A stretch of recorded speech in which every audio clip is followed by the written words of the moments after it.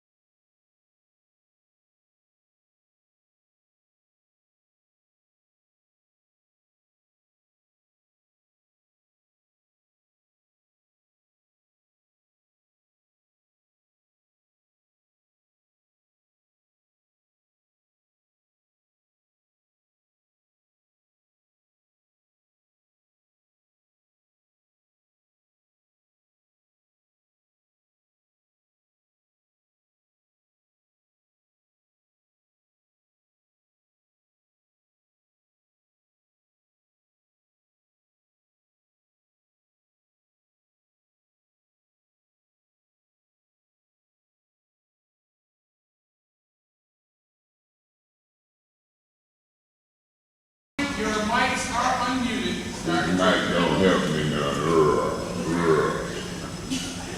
All right. Good afternoon, everybody. This is the fourth of a community meeting, the fourth in a series of four community meetings held on the north, south, east, and west side of town in order to hear community input as it relates to what we nicknamed, based upon the initials, the ARPA Fund, American Rescue Plan Act. It's about, I'll have to look at my time, because when we got what time it is. 12/19, Saturday, March the 19th. I'd like to thank Mr. Dennis Pfeiffer for helping put this thing together and host it at Nethercook Elementary School. That's 2010 Crestbrook Lane, Flint, Michigan. We're over here off of Atherton Road. And we're gonna call this community meeting to order. Roll call, Madam Clerk.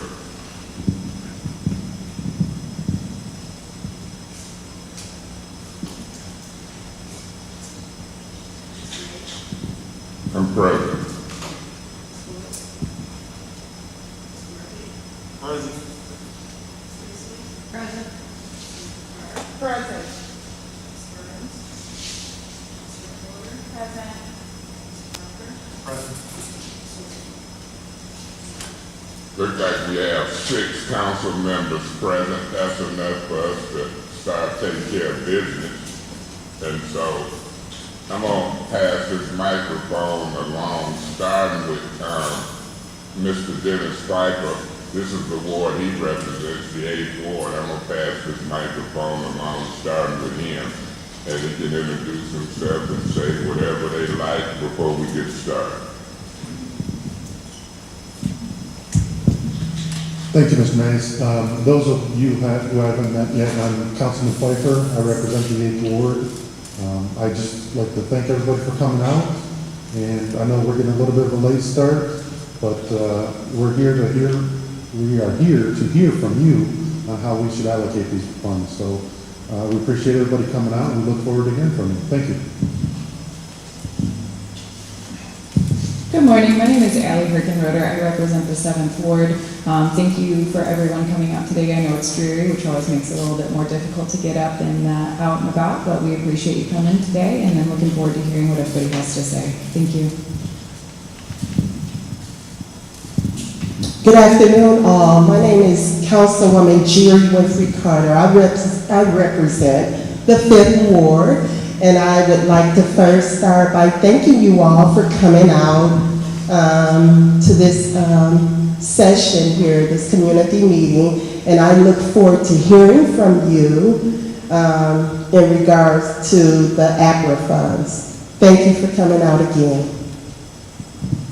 Hello, my name is Judy Priestley and I represent the 4th Ward. And these meetings have been so important to us because we're hearing from you and what you want us to do with that money. And it's not just us, we represent you, and so it's important to get your input. So thank you very much for participating in this process. Quincy Murphy, 3rd Ward. I look forward to hearing what you guys have to say today. All right, so you can see who we are, which wards are here, who's represented, and so forth and so on. I'm gonna give you a brief overview of the purpose before we open it up for public comment.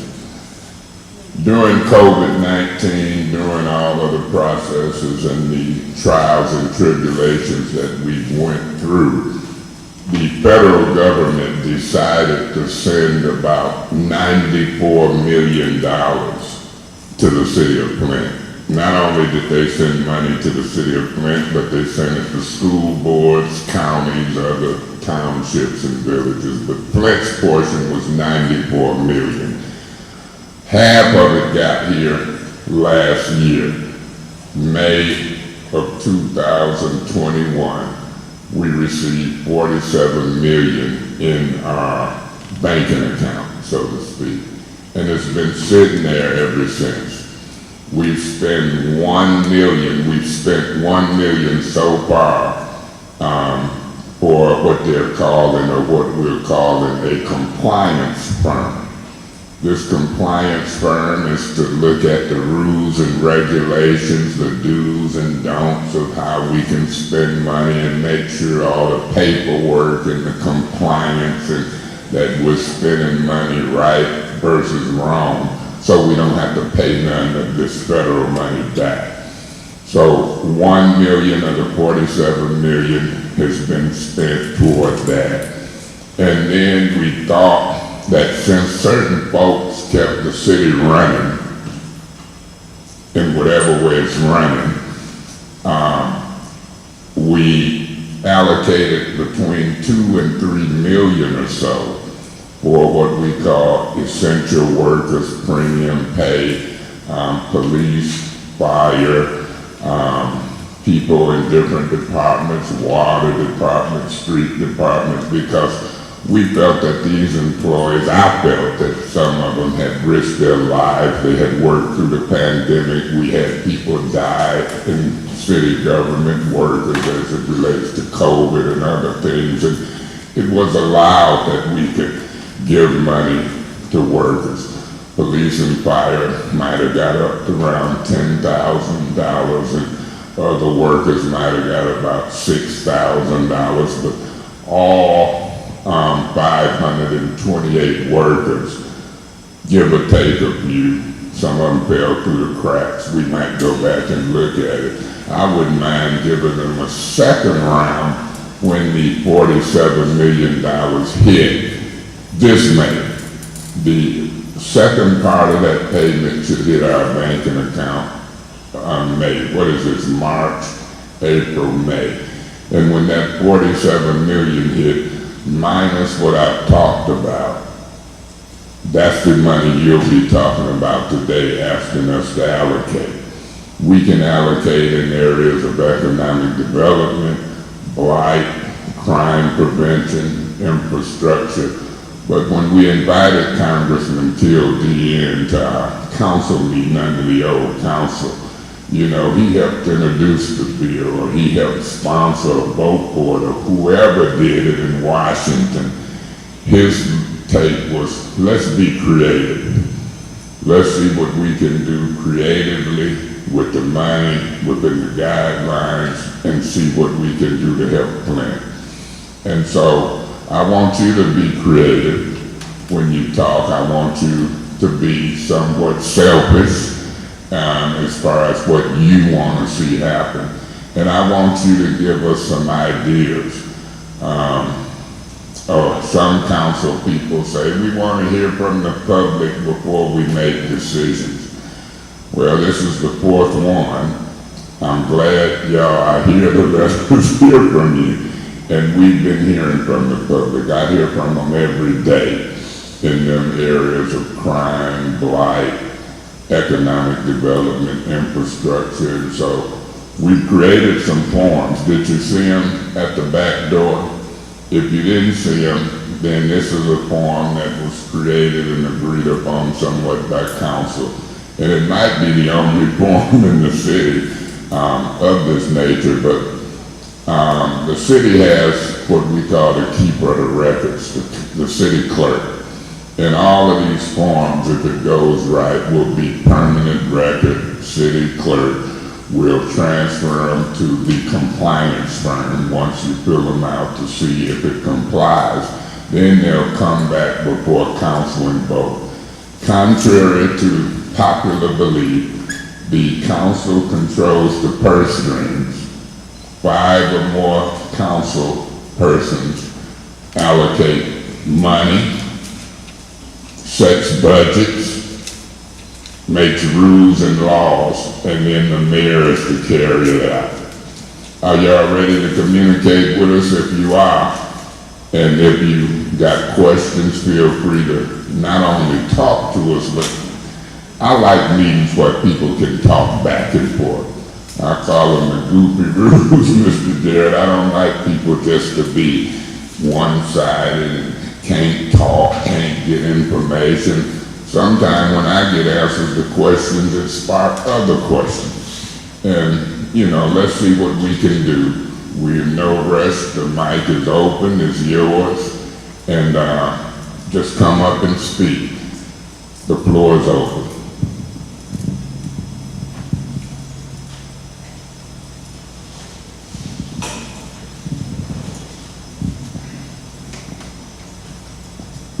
Everybody, how we doing today? That's just for the mic section. I'll just talk a little bit louder. Please use the microphone. There are people at home that can't hear you. You can hold it. Alright, how's everybody doing? So I wrote a little something here, but before I read that, I just want to introduce myself. My name is Jerry Say, I live in the 9th Ward. I've been a resident of Flint for my whole life. I was born at FOH. I've been involved in a lot of different things, wear a lot of different hats. I'm an advocate for the arts. I'm an advocate for youth groups. I do a lot of neighborhood cleanups. You can find me at Riverbank Park downtown picking up trash. I work with the homeless population. I just love the people in the city. I love the city. I love the history of the city. I love where we went. I love where we could go. We all come together. And so, you know, I stand here today as a father of 3 young children that lives here, as a victim of somebody like the rest of us that has made it through the water crisis with young kids. I'm also, there we go. I'm also, you know, very much a frontline worker. I've been inside of a lot of you guys' houses over the last couple of years, changing your water meters. So through this entire pandemic, I was in and out of everybody's homes, and that at first was kind of a pain in my butt, okay? But then I got to realize what I was really doing, and what I was doing is connecting with you all. I was connecting with this community. As a project manager for that company, I've been literally on every single street in this entire city within the last year and a half. Okay, I've seen what this city looks like. I have met probably more of your neighbors than you have.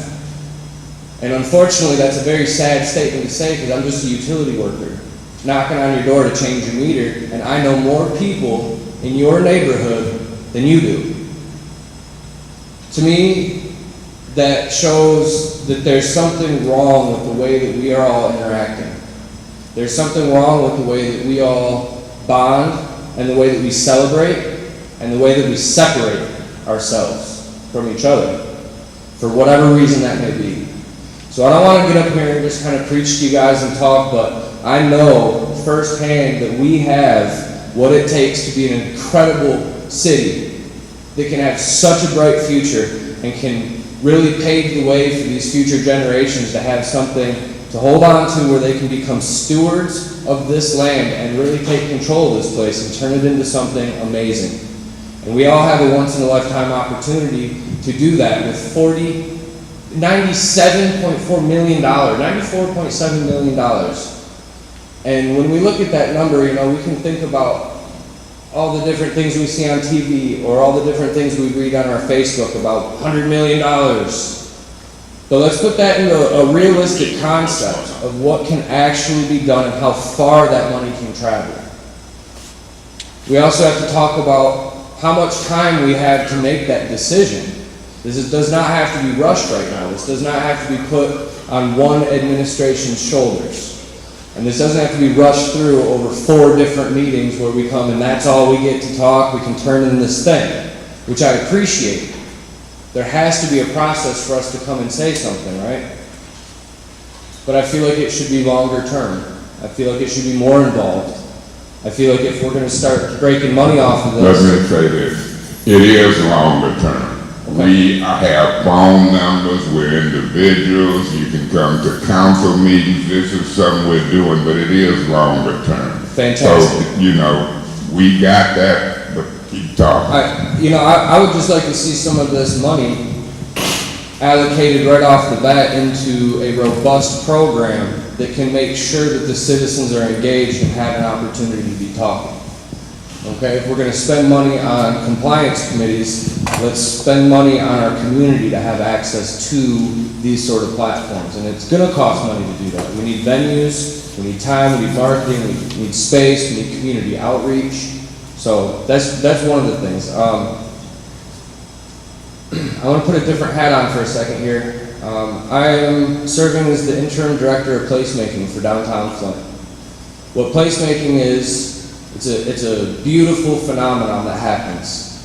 And so my job is to identify the different talents and assets that we have within our community, and then use those assets and those talents when we are activating our public spaces, when we are having programs, so that we are really celebrating Flint-centric things and finding the essence of what is Flint, what is in our communities, and making that something that can be funded.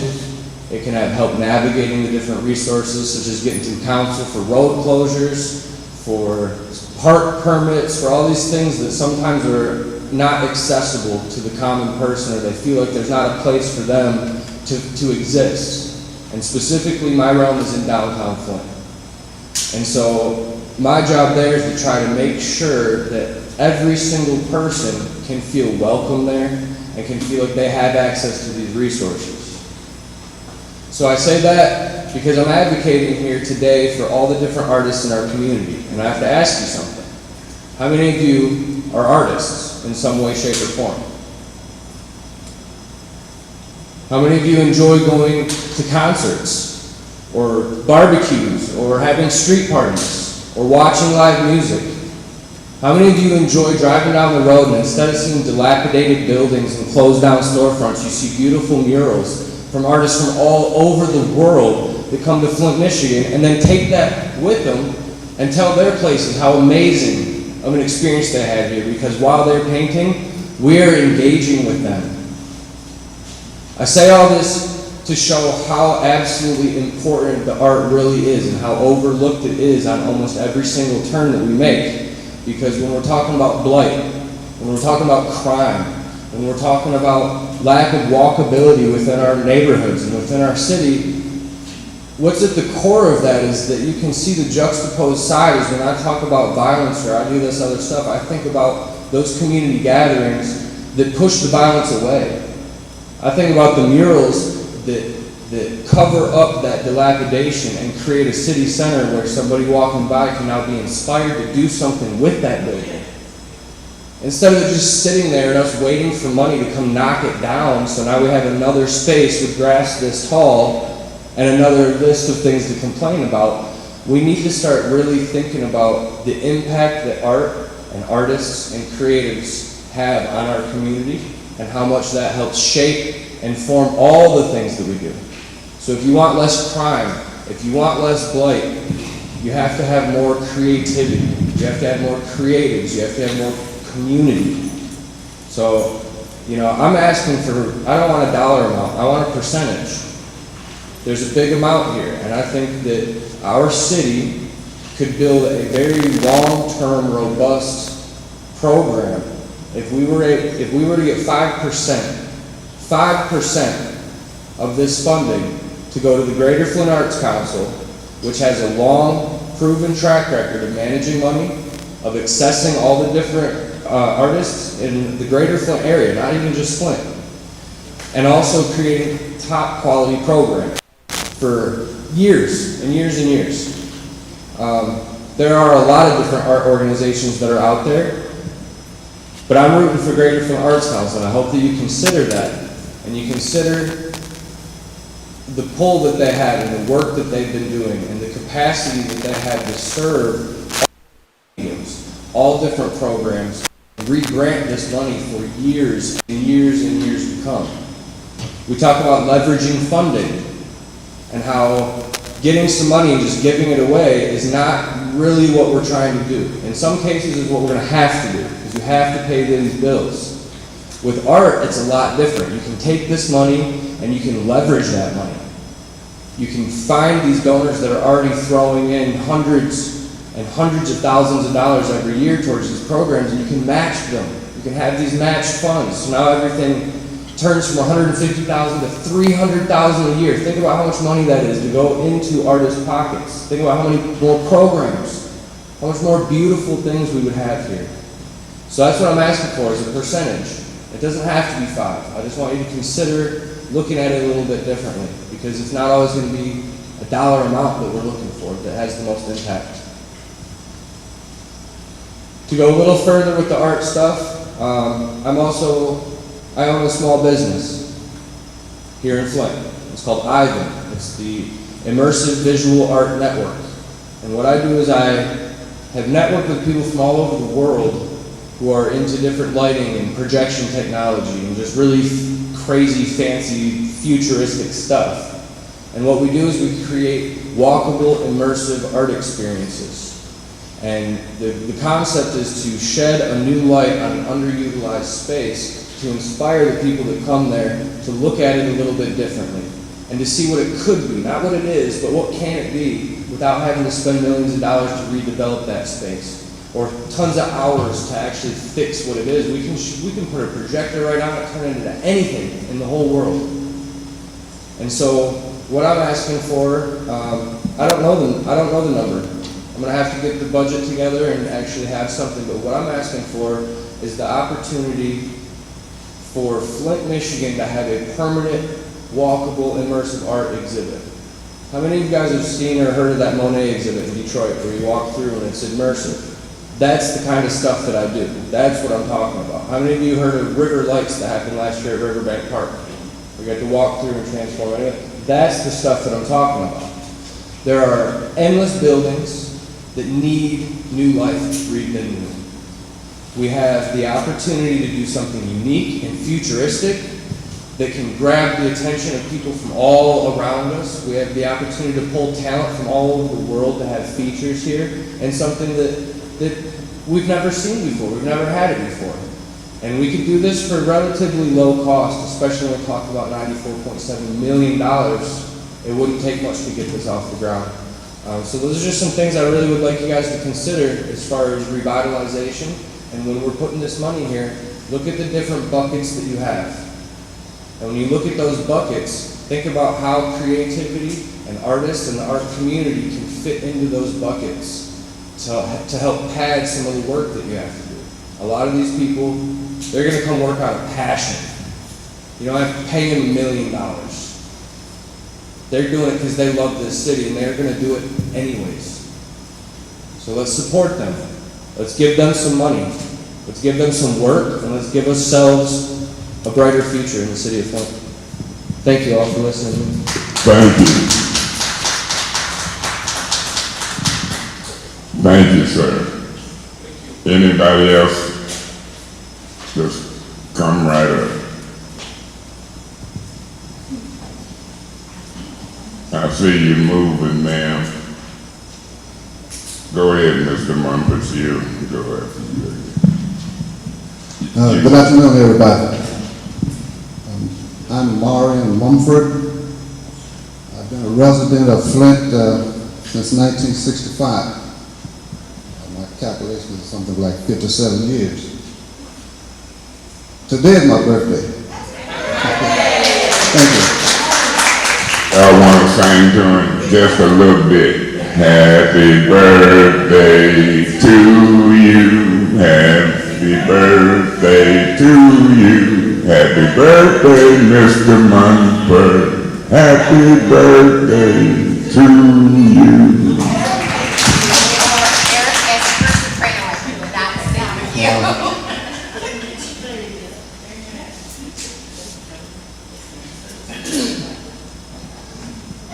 I'm speechless.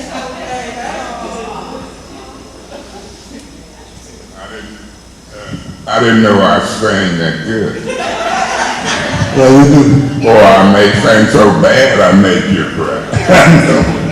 Well, I'm really not a public speaker. Excuse me, Mr. Mumford? Yes. As a musician, I would be speechless and crying too. She said I can't sing good. It's not tears of joy, tears of sadness, but tears of joy. But I want to say that since being in Flint, when I first came to Flint in 1965, Flint was one of the number one or two school districts in the United States. With this community school concept, it was new. And I started teaching in Flint in 1966. And I've seen the school system deteriorate from one of the countries in the world's best community schools to not even heard of now, not even mentioned. Flint had a lot of money with the General Motors, taxes and whatever. Had a lot of money to spend. So over the years I've observed that it's not the amount of money, but what you do with it in the community. And I've observed the Flint community from 1965 until now. General Motors has pulled out and everything, but the community itself is still deteriorating. And it doesn't have to be that way. And these funds that are coming in, we get overwhelmed with what we can do. Let's do the basic things to improve the community, starting with something that we can see, touch, and feel. Like a young man, that's a good idea that he has in his businesses and stuff like that. We need to support those kinds of endeavors in Flint, but that's not what I want to talk about. I came to, out of the 57 years that I've been here, I've only been to 2 council meetings. That was before last, and last week, that day. And I was upset because I wanted to attend the council meeting on this past Wednesday. I came down, 5 o'clock, the doors were locked. Couldn't talk to anybody. I didn't know that they had canceled the meeting. I walked around to the police department. Let me say this, Mr. Mumford, we didn't cancel it. The council meetings are normally the 2nd and 4th Monday of every month, and then the Wednesday before the 2nd and 4th Monday. So when you see that Wednesday meeting, look to see if it's the Wednesday before the 2nd and 4th Monday. We didn't have one. We didn't cancel one this week. Well, that's good. I'm glad to know that, because I am inspired to come and talk to the council people that can get things done in our different communities. I believe that's a good idea that you hear from us. Now, because I went to the first 2 meetings since being in Flint, I was asking for help because I felt insulted when I came down to pay a water bill in Flint. That prompted me to speak up for myself. But as I attended the council meeting, I saw a lot of chaos. I was asking for help. And I said, how can they help me when they can't get things done? Now, I'm not criticizing my council members. I want to applaud them, and I see strong, committed people for the city of Flint. But they can't get things done when they don't, I guess, listen to each other or tone down their strengths. They're very strong, very capable, very talented people. And I admire their strength, their abilities and stuff, but it prompted me to give some advice. And I had some cards made up, and I wanted to give each councilman. I put one on each council member's desk, and if they would just take that in the spirit that it was given, that I want to help them to help me. And I'm not criticizing anybody, but I think that if we listen to each other, respect each other, I think we'll get more done. That's all I have to say at this time. Thank you. All right, thank you, Mr. Mumford. And again, happy birthday. And once you speak, if the meeting goes along and everybody get a chance to speak, you're welcome to speak. I'm 78 years old today. You got to be there. 78. What a blessing. Yes, ma'am. Mr. Mumford, this council can help itself to help you and everybody else. Can you hear me? Or should I hold this? I gotta hold the thing? Okay. Can you hear me? Okay. Hello, city council members. My name is Teresa Roach. I also am not usually a public speaker.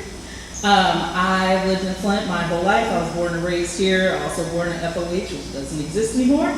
So I am back, and I just want to thank you all for your leadership and your service to this community. And I want to also thank you for this process that you are putting in place for the ARPA dollars. As I have kind of learned that the county is doing something very different, which is not engaging the community as often and as much as you all are doing. So by comparison, we are really committed to public engagement. So I really appreciate that. So I would say in the city of Flint, we have been stripped of our power through emergency management, the Flint water crisis, and many other issues. And ARPA is to address the economic hardship that was caused by COVID-19. So we should be mindful and careful to spend that money wisely and correctly. In order to be equitable and transparent, something that all highly value due to our history of being underserved and disenfranchised, I think it is very important that the City Council consider working with their consultant to create a thorough application process, which I see you guys are working on now, so I appreciate that. And I believe there should be a very clear criteria, a rubric, and budget limitations outlined through that process, so that we can continue to be open and transparent and equitable in the ways that all of us as residents really value, since we've all been hurt by a lot of the things that have been done to our city from the federal government and the state government. So I believe we all are united in that. There are many the City Council could review processes that have been outlined by communities like Detroit and other cities that are similar to Flint in demographics and history of economic history of hardship and racist policies and things like that. So definitely not all communities are going to fit to be a good example, but similar size and demographics and history. There are many residents, organizations, academic institutions, and government institutions in our community that have done research and evaluation of many of Flint's areas of need.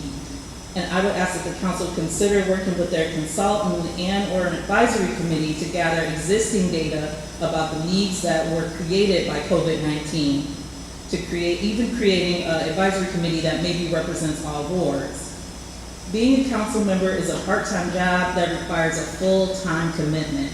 Some of our more affluent communities in the country and in the state are able to pay their council members enough money to allow them to work full-time on city council, but that's not the case here in Flint.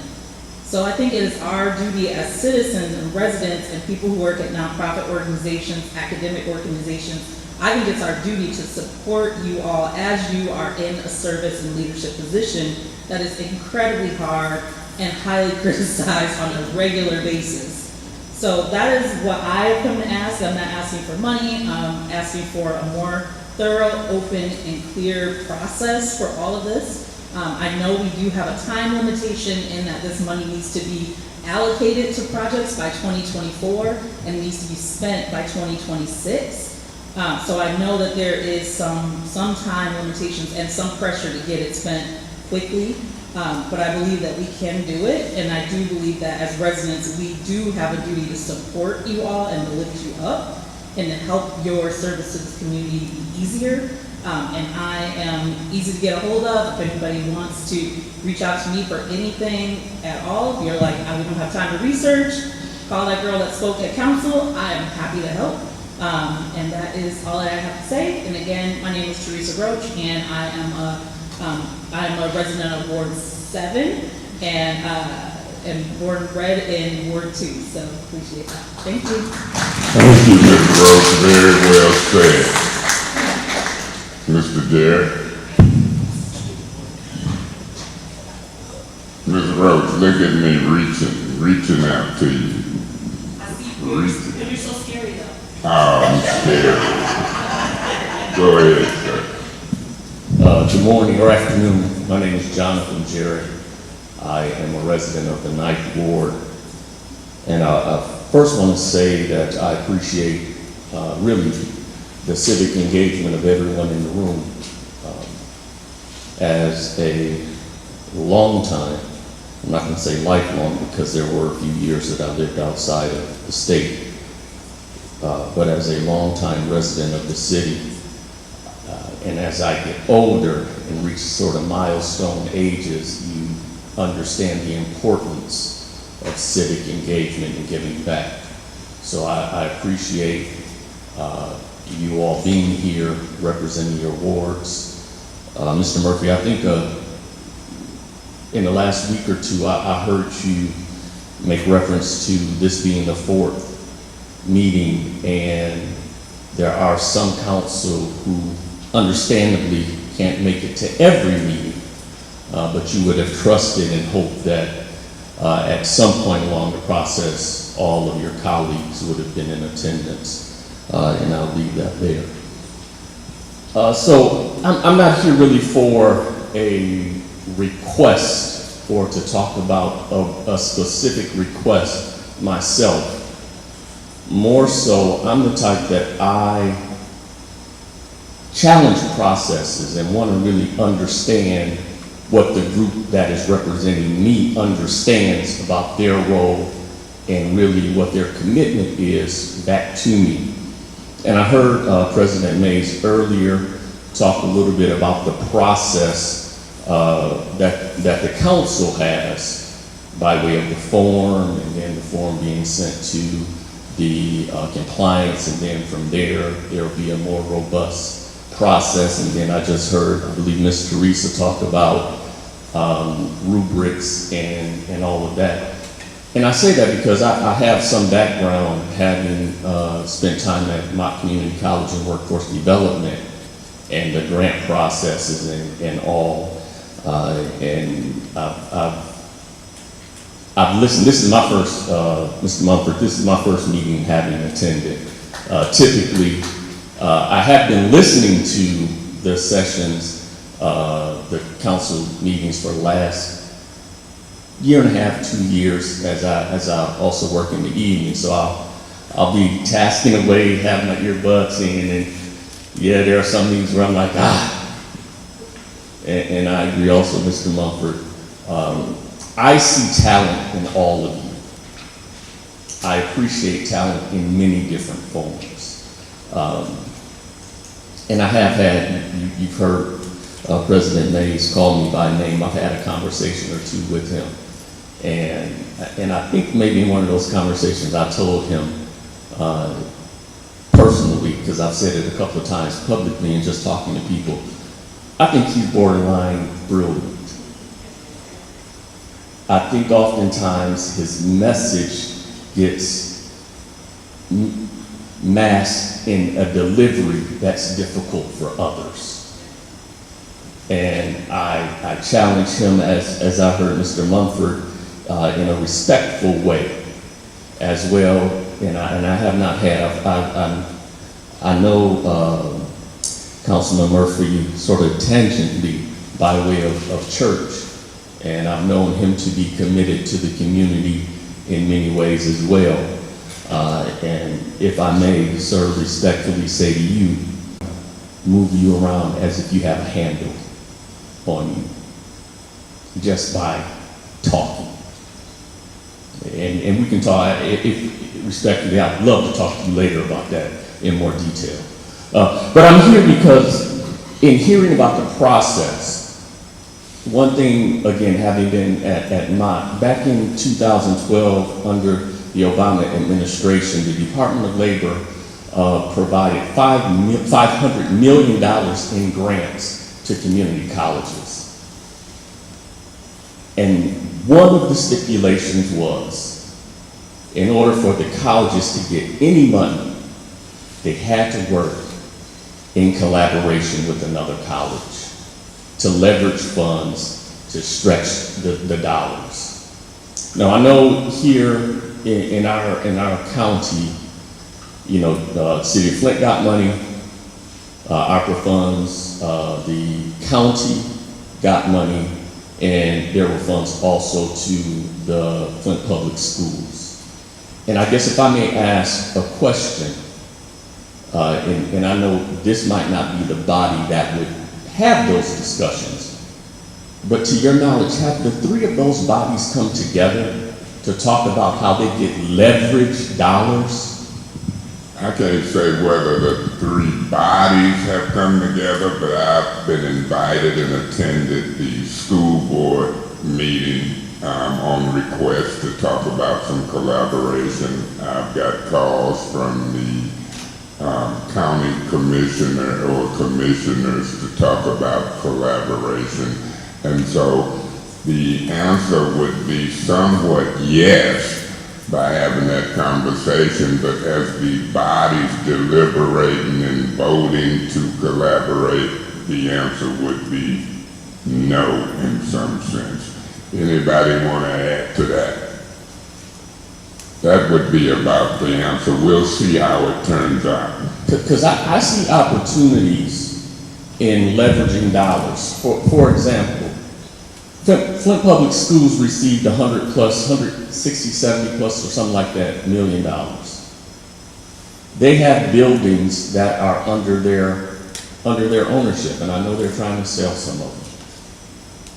But when you talk about blight, when you talk about even public safety, which are on the allowable expenditures, between City of Flint or the Flint Public Schools, who has dollars directly, between them and Genesee County, who City of Flint falls under, between City of Flint, I don't see where it necessarily has to be any one of those entities alone taking funds to remedy the blight at some of these abandoned schools, especially if that's going to fall on the City of Flint.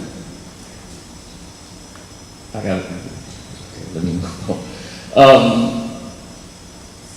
I know there's been, again, this is meeting 4 of 4 for the council, and the mayor has had, now, what were those meetings he had last year where he went around to the different?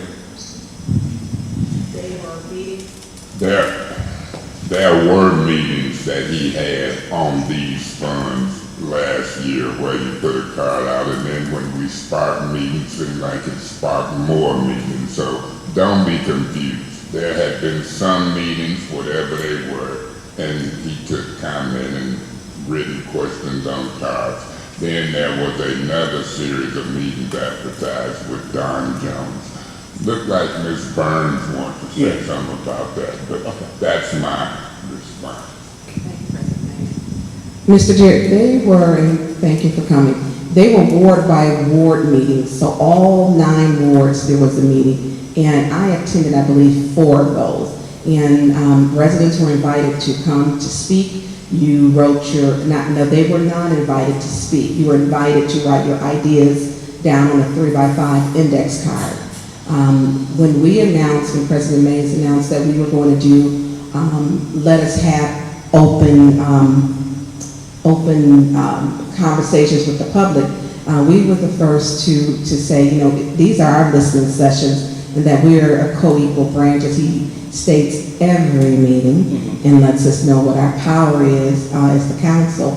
And so we started those. And the mayor did have his, which are 4. I attended 2 of those. So his session, you get a minute, I believe 2 minutes to speak. Ours, you get unlimited, so that your ideas are not squoze into a little time slot, because the problems in Flint are beyond 2 minutes. So that's, the difference in both of them. Ours, we've been here, I think, like maybe 4 hours, because we listen to everyone and give a wrap-up, answer questions, and then a lot of the council members, afterwards, they speak with the residents who came out. So those are, the components of each meeting. Thank you, President Mays. Thank you. I'm not a preacher, but I may have preacher tendencies. I ain't gonna keep you here 4 hours. I ain't gonna keep y'all 4 hours, and hopefully you'll understand that. And as President Mays stated earlier, because I asked him, I say, so for the way this meeting is going to be conducted, will I only be able to have a monologue where I have my 2 minutes, I talk, and it's not in any way a dialogue that really gets us to understanding? And, you know, for me, and it is written, and all you're getting, get understanding. So I'm really wanting to get that now. President Mays, I'm not an attorney. I didn't study law. But I do understand sometimes to ask a question, even if you know the answer, just so it can be heard by others. So thank you for acknowledging it. My follow-up to that is there then some type of commitment that particularly those on the council who have stated their position both verbally and by way of vote to say, I cannot support anything unless and until the entire process or the entire plan is presented? Is there a commitment from the administration to have whatever you all are gathering from here be inclusive to what is brought to you by way of the administration?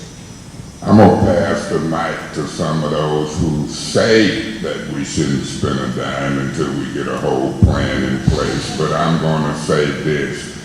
By now, in my opinion, by now, the mayor and the council should have collaborated publicly in an open meeting where y'all could already have heard and seen that working relationship. I don't think, for me, that has happened yet. We'll see what happens in the future, but as Ms. Burns says she went to some of those meetings, it should be people here listening and looking, and maybe they listening by technology. So I can only speak for one council person, me, as I sat on a body with diverse opinions. Did you see somebody reach for this mic? Watch it. On Tuesday and Wednesday, several of us went to the Michigan Municipal League's conference for the spring. And we found out that most municipalities in the state do not have a plan yet. They are still working on it. We also found out that the state has over $2 billion to share with the cities and townships throughout the... I'm sorry, is that additional billion? Yes. So potentially more than the 97 could come? Correct. And were you all given any guidelines as to how to request them? That is still in the process for the state. The state isn't even ready, okay? They've allocated so much money in different buckets as well. And one of the reasons why I feel that we need to have a plan is because if we just shell out money here, there, and willy-nilly without that plan, we're gonna end up with no money. We could look at what we want to do. Let's establish what we want to do. What projects do we want to do? We don't have to have all of them. But we need to allocate money dollars, to each plan. How much money can we get from the state to help fund that so that maybe we can move dollars to another project? We don't know that yet. As chairman of the ARPA committee for the council, I'm committed to spending our money wisely. And I really don't think that sending a proposal to the council for $3 million for blight without a plan as to how we're going to spend that money is appropriate. If you have a plan, tell me the plan. Let's see, $500,000 for heavy equipment to help demolish homes or whatever. Well, aren't we going to subcontract that out? Why do we need to spend that money on our own equipment if we're going to sub it out to a contractor who's going to have that equipment? why should we buy it? If the city needs that dollars for our blight division, like they said, $45,000, $60,000, I can't remember the exact number, for a front loader or a skid steer or whatever, you know, that's for our blight department. That is a good dollar amount for ARPA funds. But how much money of the city's money are we going to spend on blight so that we can allocate that money? So, I mean, I have voted to support our police, but we still don't have a plan. And I think that that's important. At our last council meeting, the representative from the compliance firm was there. And we had was it the last council meeting or was it the committee meeting? Anyways, we had a dialogue. He didn't know that we had a committee. So he has committed to us at that council meeting to meet with us, and we asked to meet with him and the administration so that we can help develop that plan. That's why these meetings are so important. We're hearing from you.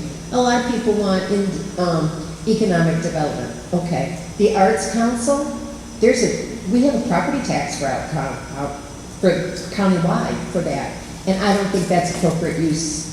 I don't think it's allowable under the ARPA funds program. So we have to look at all that as we go along. Did that answer your question? Or did I give you more information than you wanted? Well, I'll make this statement and then I'll let you take it however you take it.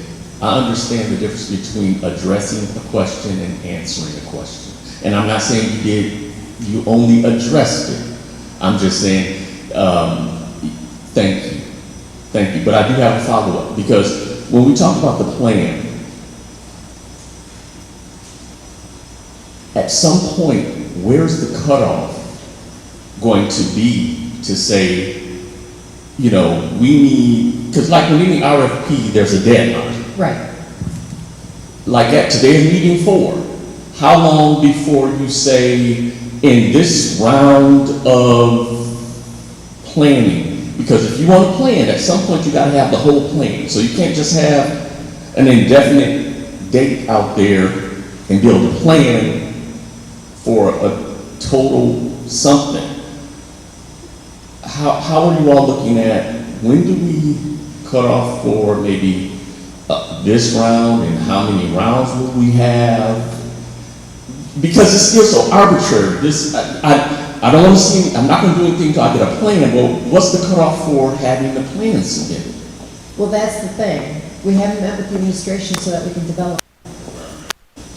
Absolutely, Mr. Mays. Because if I may, if I may, and I'll pass it to somebody else who also believe we should put an overall plan in place. My position is this things that's happening now. You call the police, you can't get them for 3-4 hours. You get in a car accident, you pass by going to the grocery store, the car's there, tow up, set, and when you come back, they still sitting there. It's some immediate things that need addressing. And when you're talking about $94 million, $2 billion in another pot, nothing prohibits me from spending 10 or 20 million on immediate needs while we put these plans in place. And if the council is the purse strings controller, and if the mayor is dragging his or her feet, the council can call and request and set up meetings with the mayor and see if him and his administration show he's been working through his administration. The compliance firm, department heads, and we ain't been getting the cooperation and the honest and truthful communication through those department heads. So if he needs to come himself, he should come. So my position is a little different. You've got some immediate needs. You can have some long-term planning, some short-term planning, some leveraging, whatever they want. But maybe I'm just addressing and ain't answering your question, but you got 9 different people. They say meetings go long. They should go long, because you got 9 different opinions trying to reach a consensus, just as you hear us respond to this. Ms. Herkenroder, you believe there should be a plan. You want to address him? I know that you started to say something, I want to make sure that you're listed. Can you repeat your original question so I make sure that we don't go off topic? At what point do we establish basically a deadline for having what otherwise would be an RFP submitted? Great, so for me, and I can only speak for me right now, so yes, I have been one of the people who's been advocating for a holistic plan since the beginning, and in my mind, it probably looks a little bit different than others, but for me, that's actually a process of working backwards, so getting together, having a vision for what we want Flint to look like in the next 10, 15, 20 years, and working backwards to be able to see how that happens. As far as federal government guidelines go, we know that we need to have everything allocated by December 31 of 2024. I personally would like to, again, I can't speak for the council, I can speak for me personally. For me, that would be making sure that we have a plan finalized by the end of this year with that holistic vision in mind. That means that it's gonna take a lot of work on our end, a lot of work outside of council chambers, and a lot of work with the administration and community members such as yourself and everyone else in this room to make sure that we are able to fulfill that vision that we have set out for Flint. But right now, we don't have a vision. So how do we know if we've been successful or not? How do we know if this plan has been fully realized or not? If we don't have a vision, then we can't say if we've been successful or failed. And that's why these listening sessions are so incredibly crucial, because this is how we're able to continue to move forward. As far as what you're saying with the leveraging for the school board and the community, or excuse me, and the county, that's something that's been very important, because exactly as you said, and something I've been saying since the beginning, is we can use this money to leverage against other grants. Ms. Priestley brought up the $2 billion. That's as a part of something called the Infrastructure Investment and Jobs Act, or the IIJA. That's at the federal government, that's going to be dished out to the state, and then that's going to then filter down again to communities, very similar to how ARPA does. I believe that a portion of that is going to be formula-based, which is how the ARPA dollars work, and I believe another portion of that is going to be just like a set limit to different municipalities. I don't know the specific percentages on how that's going to be divvied out or anything like that. I don't even think the state government has that, solidified yet. But being able to look at that, like I said, holistic vision. How can we use ARPA to help that? How can we use other sources of federal funding to also be able to make sure that that vision is realized? We don't have to use all $94 million to reach that vision. We can use a portion of that to help us get to that vision and use another portion of other federal money to keep moving forward. I hope that answers your question. And let me give this example and then go back to you. The Miller Road project that Mr. Piper sponsored, because it's happening now. And it don't even make sense to me to tear up Miller Road and don't do the infrastructure up under there. And then some bus, you gotta go back and tear up the new pavement. There's some projects in my mind, as one council person, you have to move on. While they putting $2 billion in place for infrastructure, Gretchen Whitmer said fix the damn roads 4 years ago, she's still finna run again, and some of these damn roads ain't been fixed. There's some things that you have to do in a timely manner for your city. We got a food market under construction on the north end. I didn't know it would create so much mess when it came forward. So I think the answer is somewhere in between. You do want to develop long-term. You do want to leverage money. But when it comes to crime prevention, some of these projects, and you're only talking 8, 10, 12 million out of 94. I just don't like to see us toe the hard line. You gotta have the overall spending plan. You gotta have every detail in place when there's things that qualify along the way that you can get done. And so I'm willing to look at them. This didn't start now. This money started being looked at and talked about under the old council. Now you got a new council, but when you're working with 9 different people with different mindsets, I'm gonna repeat it and sound like a broken record. 5 councils is gonna decide when and how to spend. Short term, long term, medium term, and at every turn. Continue, sir. Which just made me think, so would for Councilwoman Herkenroder and Priestley, would you be open to say taking a look at not necessarily the plan in detail where every line item is accounted for, but to take a look at an overall, as you said, vision, and let's say that it was said that, you know, this percentage would go towards infrastructure or whatever in percentages or general dollar figures, because as you also just stated, there may be additional dollars that come that would free up money, and how long do we wait to do something and miss opportunities to do good things along the way? I just think and I'm not I understand the heart of that position. I do. I just don't know if it is in this case one that could practically be executed, because there are so many variables at stake. And I guess the last thing I'll say before I take a seat is this. I would trust to believe that in whatever is approved, there's as much consideration given as possible to, when these funds are allocated, how many times can it circulate throughout our community? To provide an award to a company, whatever contract, and they just take that money out of the county, out of the city, out of the county, out of the state, and we don't see it circulate more than that check being cut. I would really hope that we have the opportunity to really take a look at how we can keep the money in the community as long as we can, and circulate as many times as we can possibly have that take place. Thank you for your time.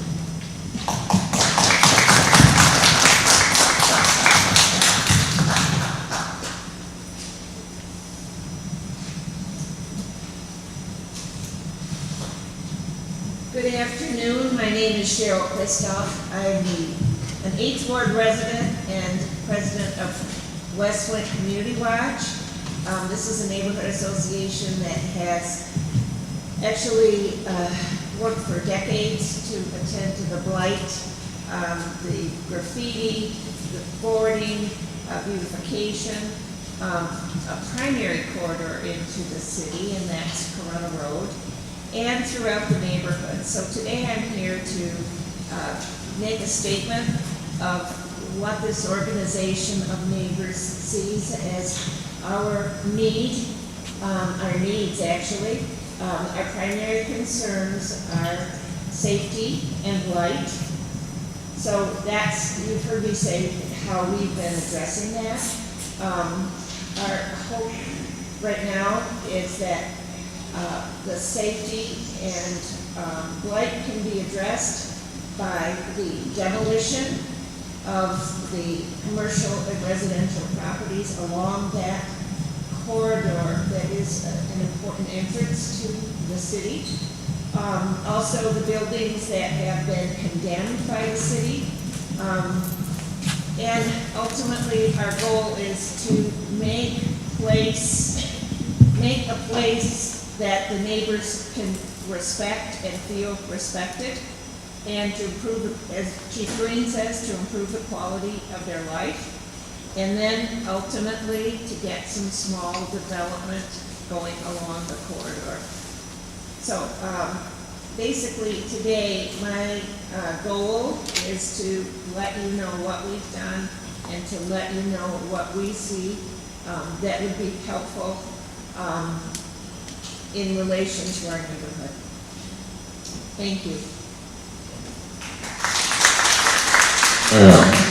Ma'am, Ma'am, you were saying that your goal today was to let us know specifically what you had did. I heard in general blight and public safety.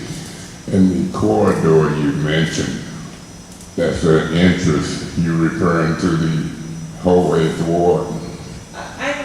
We do attend to the blight and safety issues within the area of our neighborhood association. So that's part of the 8th Ward. And what part of the 8th Ward is that? You want a description of the neighborhood? Yeah, kind of Yes. the boundaries that you're The referring to. northern boundary is Sunset Hills. Sunset. The southern boundary is I-69. The eastern boundary is Pershing, where Eisenhower is, and the western boundary is the city limits, west of Ballinger. You're And- familiar with what she's saying? Yeah. And our primary concern is that corridor, the Corona Road corridor, which is such a challenge in terms of safety. There's a lot of burned out, dangerous buildings, a lot of activity that's inappropriate and dangerous for the residents and for the people that come from outside the city. I'm hearing that developers are reluctant to come to that area because it's already so damaged. You're referring to both residential and commercial structures? Yes, yes. I like the way you talk. Thank Well, after you pick up enough litter, you get real clear what needs to be done. you. Yes, ma'am. Thank you so much. Thank you.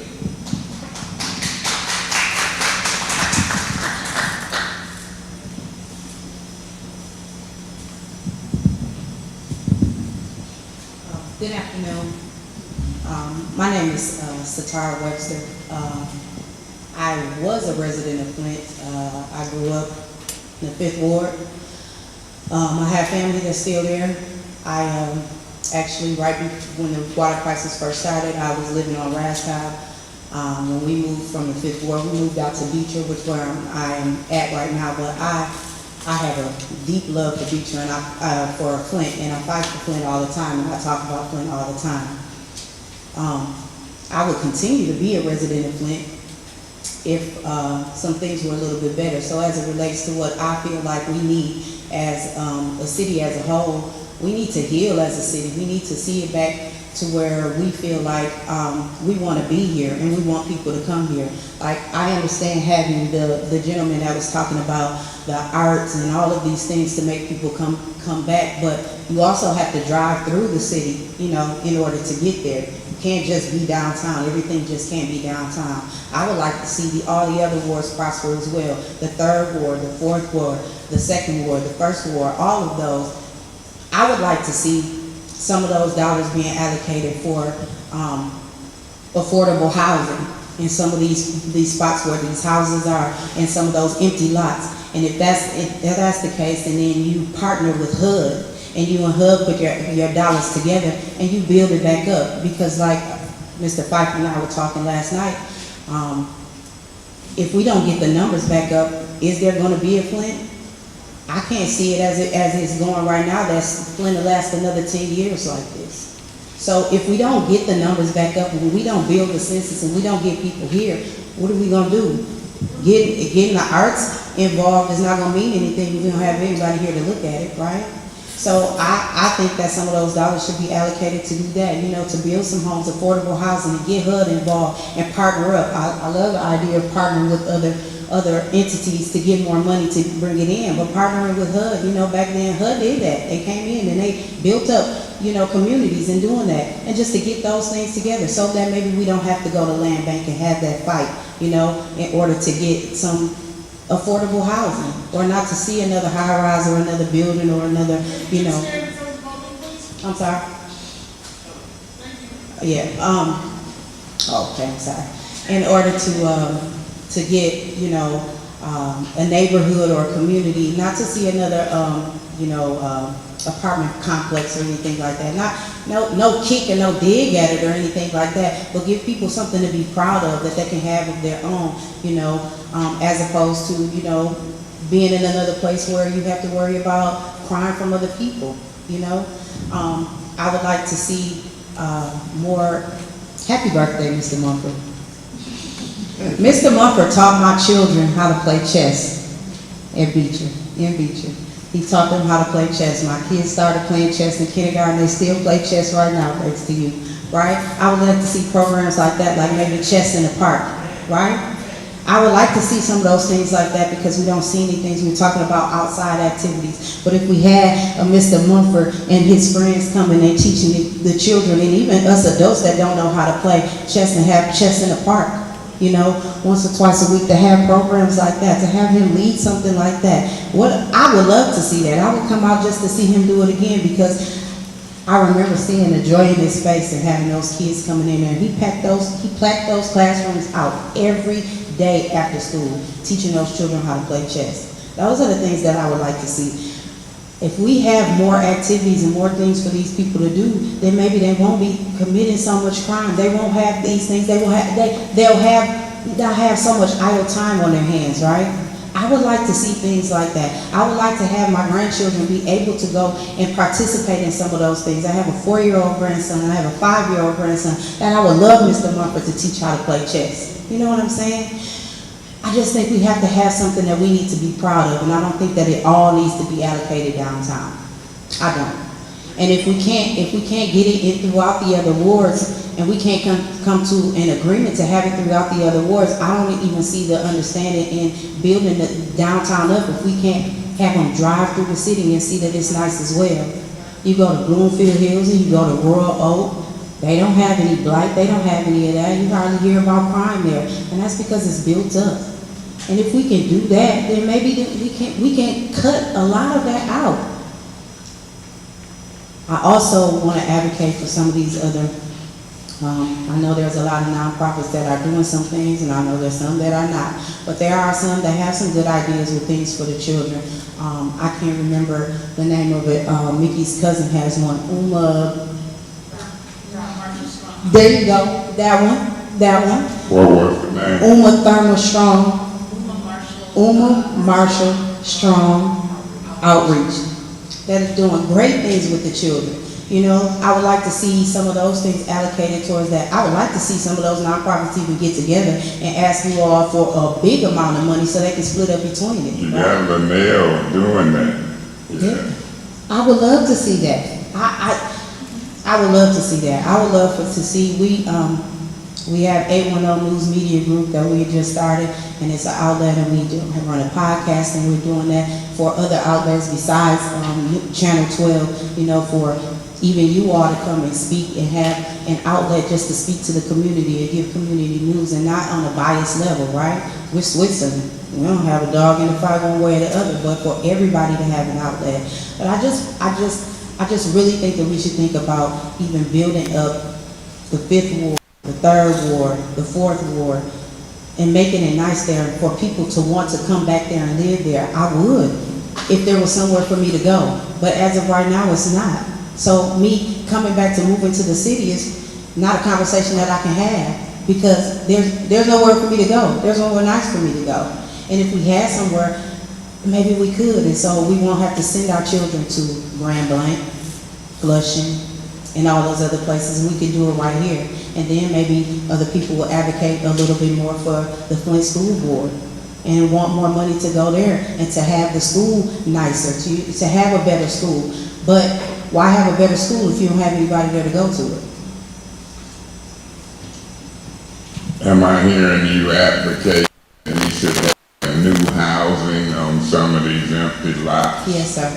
Yes. I think that some of that money should be allocated towards that, and you know, maybe even get it, like I said, get it HUD to match the funds that you put in there, so you can double the amount of homes that you can put in those places. Even if you have to tear down some of those structures and build another one there, but to have those, you know, because you go down there and you go on Jackson, you know, in Jackson on that one block, it's only one house there.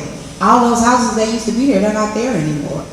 You know, just to advocate, you know, all these empty lots, and then we're not doing anything with the lots either. So why not put housing on it so we can have affordable housing? I agree. Let's see what comes out of all of this. Thank you so much.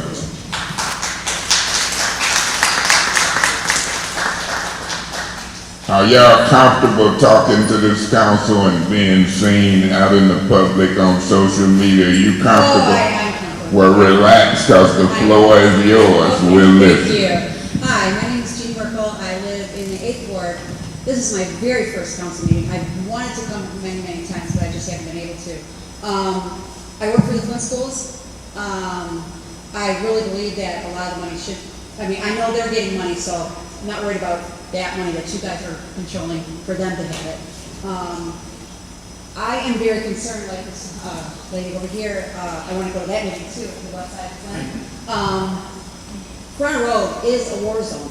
It is scary to go down there. And I feel that if you want, I think of people who are bringing their children to go to colleges and, you know, look at colleges, they have to come down Front Road. If I was there, I would not want my kid to go to Kettering, U of M, any of those colleges that are here in the city of Flint. That I think that if we have colleges that are here, they're going to have people who might stay here and contribute to our, you know, city. And I love the city of Flint. And I'm not a very good public speaker, but I have lived here since I was born. I was born over on Harriet Street, and then we moved to Gibson, and we stayed there forever. In fact, my sister still lives in the house. I moved over to Chevrolet Avenue. Then I moved over, and I had a chance to buy a house, and I bought a house on Boston. So I stayed in the city. I really want to stay in the city. I love where I live. I love everything about it. I just think that sometimes there are other things that we can do. I know that we have a blight officer, but what do they do? I have called them, I have asked them, I have put in things, and I'm like, well, what are you going to do about it? You know, I think that sometimes maybe we should have, I don't know, ordinances that are upheld. If we're going to have, I mean, you know, everybody has children. If you have a rule and you don't enforce it, what's going to happen? So that's really all I had to say, but I'm really glad I actually came today. I'm very, very impressed with our city and our leaders and everything. And I really think, I hope you guys can work together. I know I came from a family of 6 girls, so I know how 9 people can be, trust me. We all have different opinions, and we all have different ways of how we can do things and what we want to do.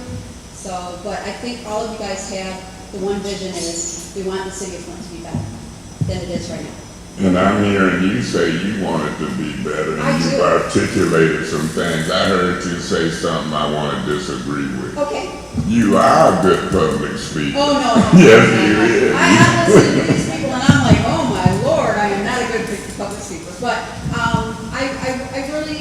I advocate for our public schools. I work in them. I work with all sorts of children. In fact, I work over at Durant Tremont. So, yeah. Anyway, that's all I just wanted to say, and thank you very much for letting me speak. I hope this ain't the last time we see you. Rain, some of our, look at your councilman, he just smiling, Dennis Pfeiffer, call him up. Anybody else? Anybody on the council while they're coming? Ma'am, you ready? Okay, you got the floor. How you guys doing? My name is LaRosa Patrick, and I've been to a couple of meetings here. This is maybe the 3rd meeting that I've attended. I do watch you guys, of course, the City Hall and the whole 9 yards to that. But what I'm here for today, I'm here because I know a lot of times objective is moving the city forward. So I really believe that we need to take some of this ARPA money, and as I stated before, to invest in the youth, because we know, of course, the youth is the future, and we really need to look into the youth, and we need to assist them with some things. I'm here to ask for some funding from the ARPA's money for a program that my business, Direct Care Training Solutions, put together. And the name of the program is called Positive Vibe Youth Program. And it is a soft skill employment readiness program. Once again, it's called Positive Vibe. Yes, ma'am, Positive Vibe with the S on the end. And what it's about is pouring positivity into the lives of our youth. And I really believe we need to do this in collaboration. And so we need to work with different organizations and with the different organizations, whatever resources that they offer, come together and offer it to you. We have touched bases with quite a few organizations for collaboration. So we have collaborated with quite a few. We're going to offer the soft skills for the youth, and our main objective is changing the mindset. Once again, we need to change the mindset of the youth. Show them how things could be positive. Show them that they can have a positive future. Because looking around and what they're seeing now doesn't look very positive. We have to think about our youth. They have been traumatized. First of all, they've been affected by or been exposed to the Flint water there, and then now also the pandemic. And so this is double traumatizing to our individuals. So we need to offer them, assistance and offer them resources in order to better their lives. And so the way that we broke everything down,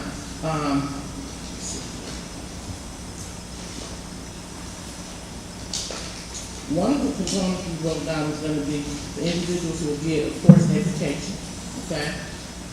And which, of course, uses soft skills and employment readiness. They will also get prevention training because we know that the substance abuse or drug abuse is really high with the opiates and all of that. So they will also receive that training information for prevention, okay? They will also get resources. We have someone coming in to talk to them about health, making sure that they have insurance, making sure that they know how important it is to follow up and continue to go to the doctor, and just a whole 9 yards to that, so that they can just better themselves. And so this is kind of what our program is about. We have also touched bases with A&E, tax and financial service. We're going to offer financial literacy, because we know some of the youth may be getting money from the Flint water lawsuit, and they'll need to know how to budget that money in order to sustain. And so these are some of the things that we have put together for this program. So once again, the program is going to address the youth just moving forward, giving them the tools and resources to move forward. So there's an education component. As I stated, models coming in, and they are going to tell the individuals about the programs that they offer and how to apply to those different programs. We also have 160 truck driving school. They will be coming in about the fast track program. So an individual who may not be interested in going to college, they can still get some type of training so that they can better themselves and sustain, or should I say, reach their actuality, their self-actuality. We also have a nursing assistant program that's coming aboard too. The individual can take the training for 2 weeks and become a CNA. And so these are different components that we are adding and bringing to this program. And as I stated before, the main thing is that we're trying to pour positively, collaborative, community collaboration, trying to pour it into the lives of our youth, so that they can see that they can accomplish their goals. And we really need to do this. We talk a lot about crime and the whole 9 yards of this. If you give the youth something to do or something to look forward to, maybe the crime will drop a little bit. Maybe it will decrease the crime. Not only that, we have connecting with GNC health systems, okay? Because a lot of the youth may be showing signs of mental illness because of exposure to the lead. And so we've collaborated with them as well, and they will also be adding their service in with our program as well. So we just want to come together and give the youth a positive pathway, and that's what we're doing, so that they can have a positive career. And so that's what it's all about. So thank you. And did you say the name of your organization? Yes, sir. It's positive. The program is Positive Vibe Youth Program, and the organization is Employment Networking Solutions. Located? We're located in Urban Renaissance Center at Joy Tabernacle Church, and that's at, on the corner of Dayton Chevrolet Avenue. Yeah, and so, Chevrolet and Baker, And Dayton. and where? Dayton. Huh? Dayton Avenue. Dayton, Dayton. Dayton. Yes, sir. Yeah, I know that place, Joy Tabernacle. Your council person just came in. Ms. Lewis, are you gonna join us up here? You gonna stay out there? I'm not, if I'm mistaken, Councilperson Lewis, Liddell Lewis came in. You got room up here. I'm not leaving my seat till they throw me out. And so far, the first ward has not done that yet. So I'm hearing you. Have you put in any paperwork or application yet?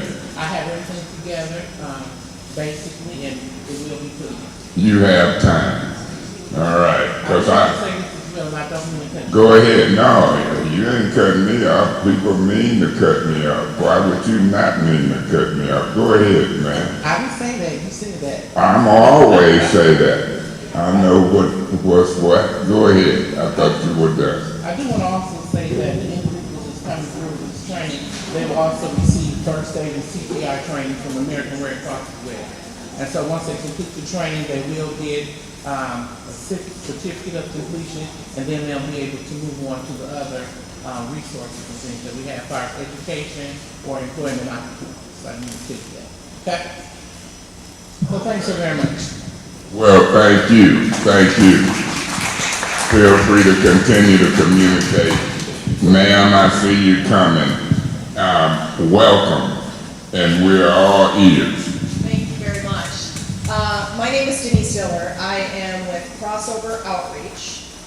We reside in the 5th Ward, right on Court Street between Grand Traverse and Oak Street. For 31 years, we've been helping people who are hurting. It's what we do. We're there to support people who are struggling financially with basic needs items, programs to uplift families and youth in our community. So on a daily basis, we're helping with food, clothing, personal hygiene products, cleaning supplies, and household items. We're doing that, though, in a collaborative effort with over 100 different agencies in our community. So agencies that are supporting people who are trying to get out of, trying to free themselves of a drug addiction, who are dealing with mental health issues, who are dealing with a job loss or other health issue.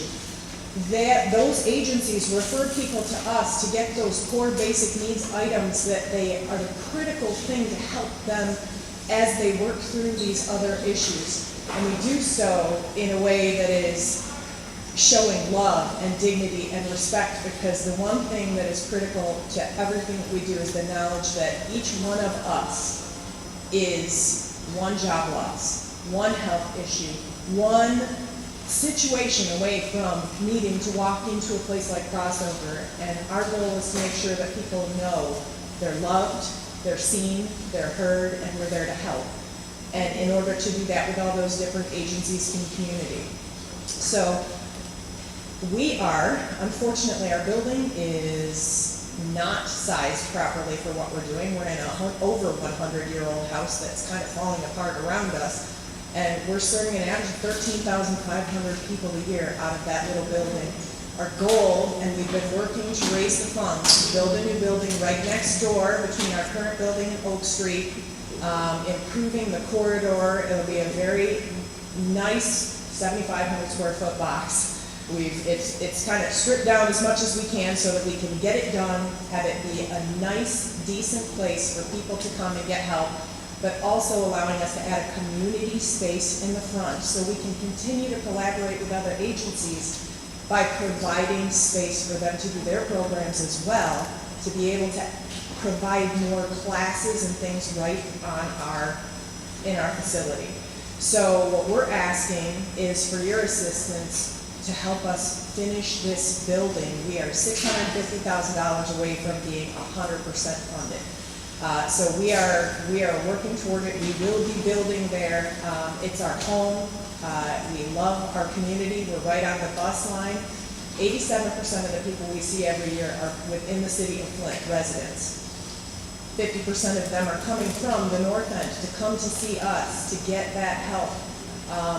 I will also advocate, not just for us, but for actually the crime prevention is a critical thing, right? You need all of the basic needs for someone to be able to see themselves appropriately, to see their value, to see their worth, to see their potential. When you're not sure where your next meal is going to come from or how you're going to put clothing on your children, it's really hard to look at how I'm going to then be that person that I am meant to be, to share my gifts with the world. So our goal is to help people to have those things so that they can make that mental shift and really help them see their value and their purpose and their worth. We just recently delivered furniture to a single mother of 3 living in the Regencies. We were there at 8:30 in the morning, moving furniture into her house, listening to gunshots. This woman has to walk her children from the back end of the apartment complex to the front end every morning to get on a bus. And it's a threatening situation, trying to get from one point to another safely. So in addition to asking for money for crossover to be able to build a building, I reach out in representation of the people that we're serving, who on a daily basis are fearing for their lives and the lives of their children while they're trying to make efforts to improving themselves and to doing those things. But that's the option that they're left with, is that apartment in that spot that is not safe. And there are a lot of hurting people in our community. Crossover is blessed to be able to be there so that when people come in and we can help them where they're at and help to lift them up. But if you can help us help them and then also help with whatever kind of crime prevention additional we can do to help make sure that it's a safe and loving place where people can really truly move forward and cross over to a better life in our own community right here in Flint. So. Denise Yeah. Dillard, you are the executive director of Crossover. Yes. And we talk. Could you tell the community and this council where you're located? We are at 414 West Court Street. We are right next door to the old Gordon Anthony Flower Shop. It's a white house with a green roof. We've been there for 31 years. And to give you an idea of what that building and how much it is in the hearts of the people that work there, our center coordinator, Karen Dukes, has been with us for 28 years. She's the heart and soul of that organization. She is amazing. Andre Brown, who is our customer service representative, the person who you see when you walk through the door, who's always got a smile and a kind word, has been there for 16 years. I'm the newbie. I've only been there for 10 years. So, but it's a place where you want to be. It's a place where you know you're loved, and it's a fantastic place to be in a fantastic city that really has so much potential.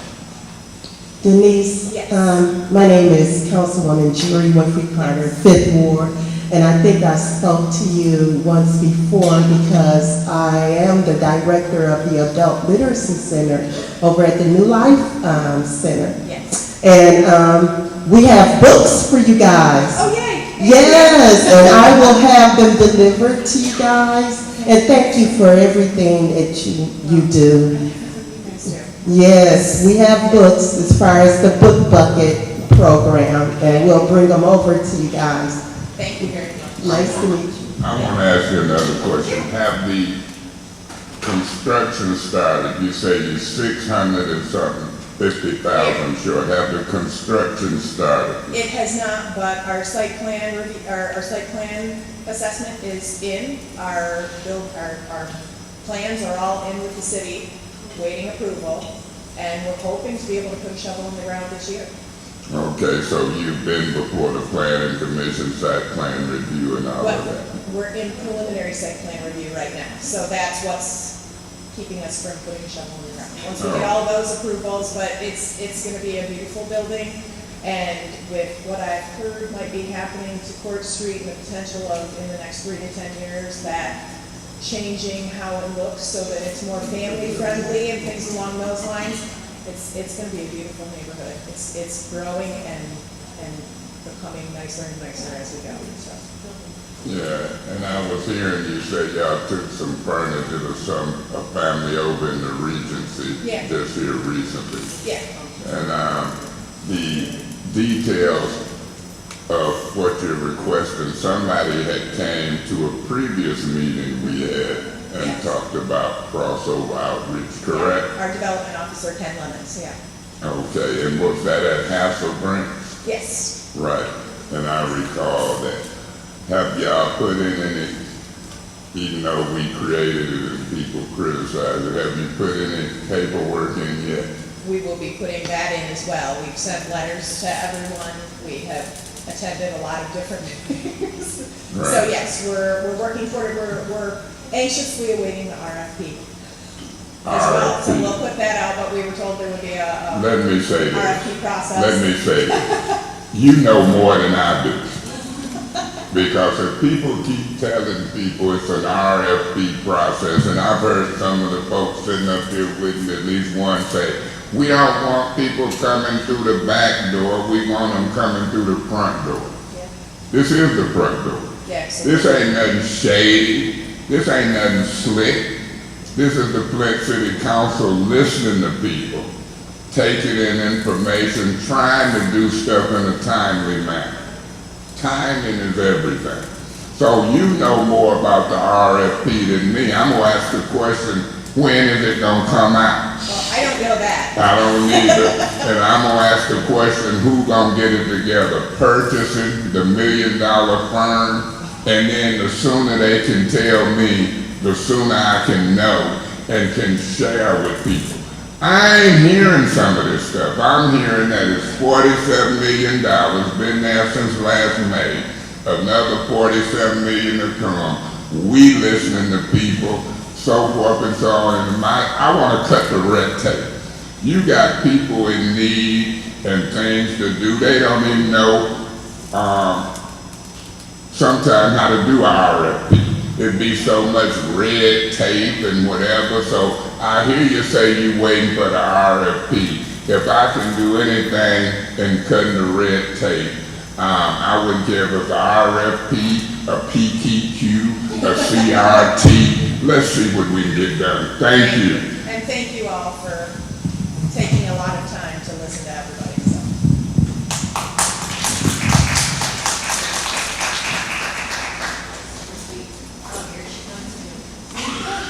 And again, and again. Hello everyone, my name is Sheree Stapleton. I stand before you as the Executive Director of Mothers of Joy Institute for Parenting and Family Wellness. I thank you for your time, and I just want to tell you some things, right? We live in a city that has been through so many traumatic situations that the family is being just not getting what they need, right? Our program provides what's called a trauma-informed approach to parenting. I'm able to provide that type of information because I'm a master trainer in something called ACEs. We can talk about that at another time. I would love to tell you about it. It's the adverse childhood experience. It's why a lot of the people in our area go through what they go through.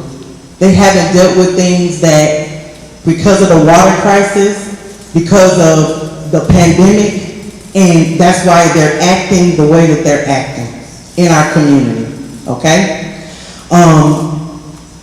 The housing and economic development, I will say that over and over again.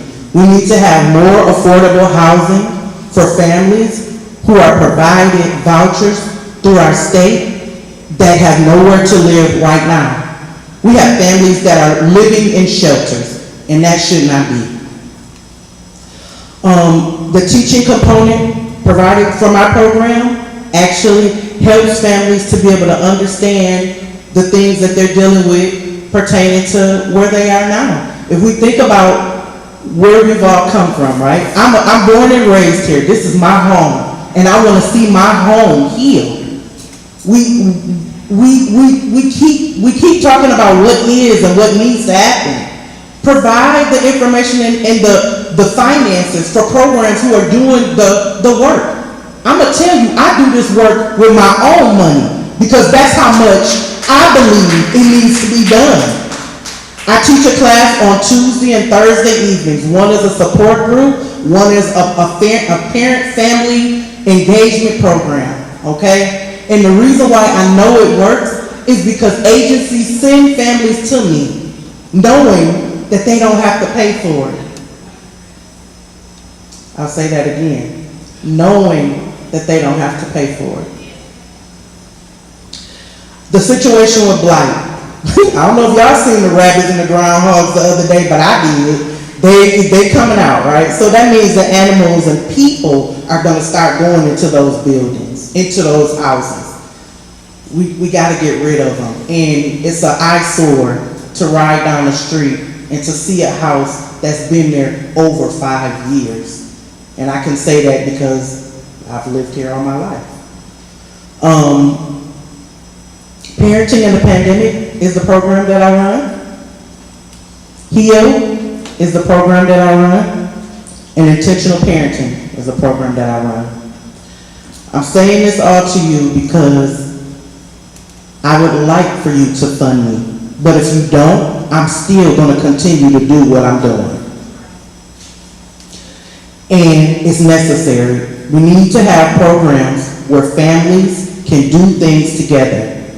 I heard the young man talk about art, but how are we going to do things like that if the children that are coming up don't have programs to show them how to do the art? Because we're going to leave here. We're not always going to be here, right? So the next generation are the ones who are going to provide these programs when we leave. So we don't teach them, who's going to do the work when we're gone? That's all I have to say. Thank you for your time, and I look forward to talking with you. And Eric Mays is my city councilman.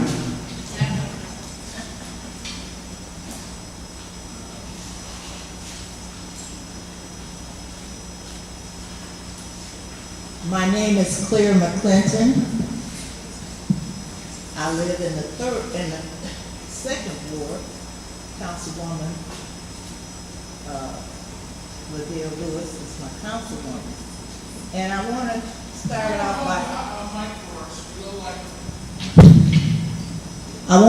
off by thanking the council for having these public meetings. And those of us that had opportunity to attend, we've learned so much from our community. We got a lot of good people doing good work in our community. And we are so afraid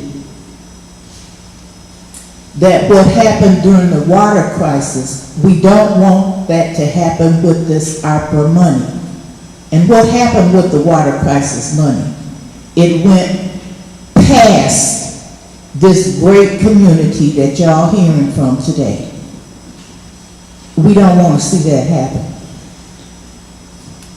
I'm concerned, and nobody has actually said it, but I'm concerned that people think that this is like other money that comes to the city of Flint, that you have to write a proposal and you have to have a plan and a budget. No, this is our money. This is the people's money.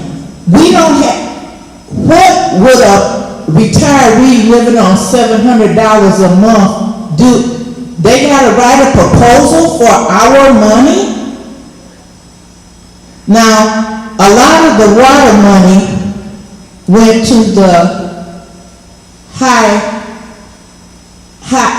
high-end agencies and entities and organizations. The Uptown, Downtown Development Authority, Chambers of Commerce, Mott Foundation, Community Foundation. You have had an opportunity to hear from the ground, and we want this money going to that. That's where we want this money to go. And so I'm concerned that it's being interpreted that you have to have like for a block grant, you write your proposal. This is a whole different thing here. Which category do I check off if I say, for example, I want us to get from under the emergency manager and what they stole, got rid of. What if I say, I want to bring our garbage trucks back, the sanitation department? Which one of these do I write a bill? All right now, come on now. Let's get real. Sanitation back. Why do somebody have to do it? One of the things the government, everything reverse back. When somebody needs a stop sign on their street, why do y'all have to go out and send out bills? Really?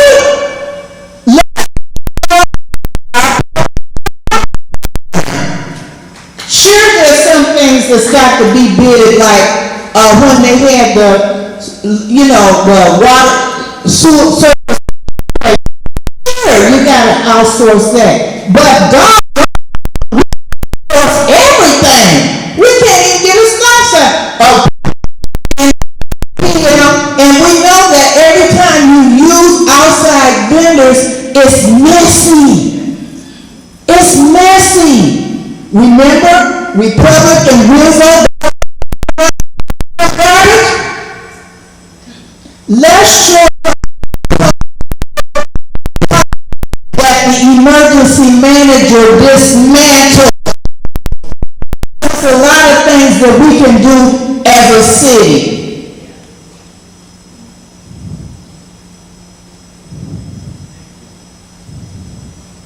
With our own money.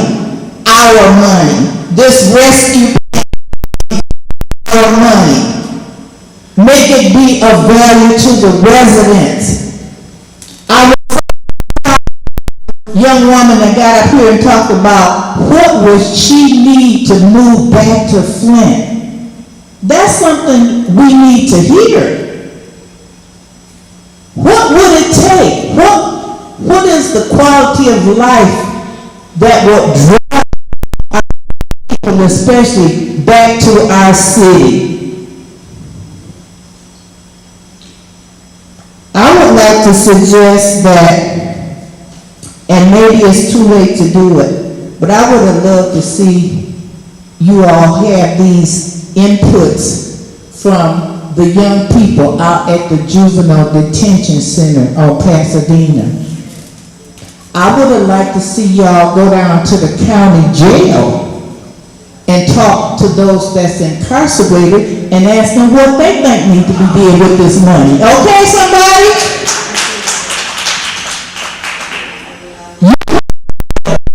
A mindset of things that never crossed your mind about what you could do for crime.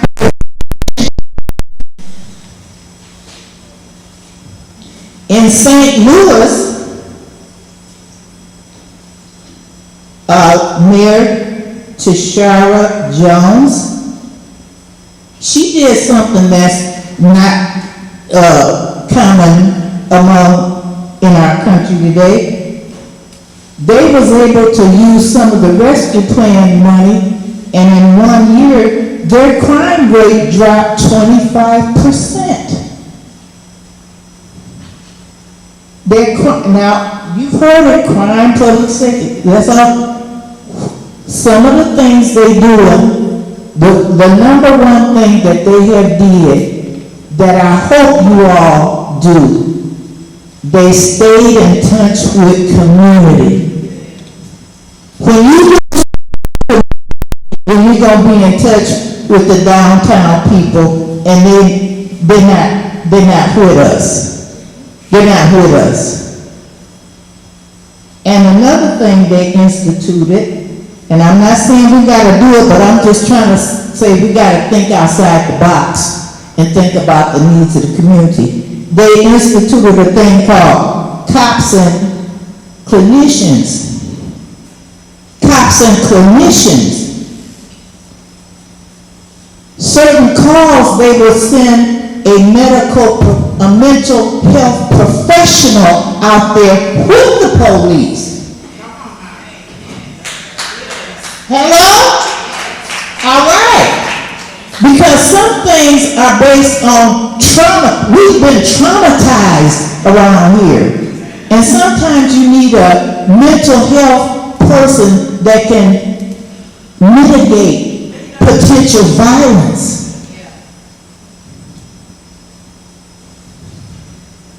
So again, and you all know that the water affordability and the suspension of water shut-off is something that's near and dear to many of us, which, by the way, the water breaks is one of the things that's driving people out of our city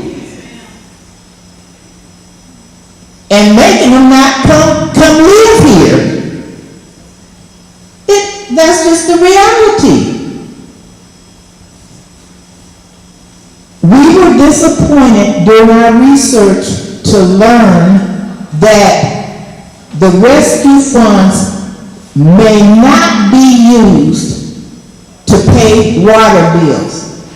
That's what we're hearing. And the rescue funds may not be used to reimburse lost, not at the water department, general funds, yeah, water department, no. Because so during the height of COVID-19, but yet the are not allowed to be used to reimburse our water department.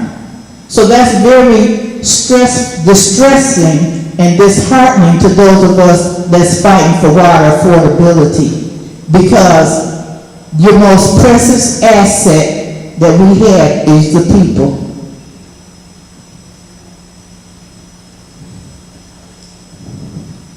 So again, the ghost emergency manager, everything was outsourced.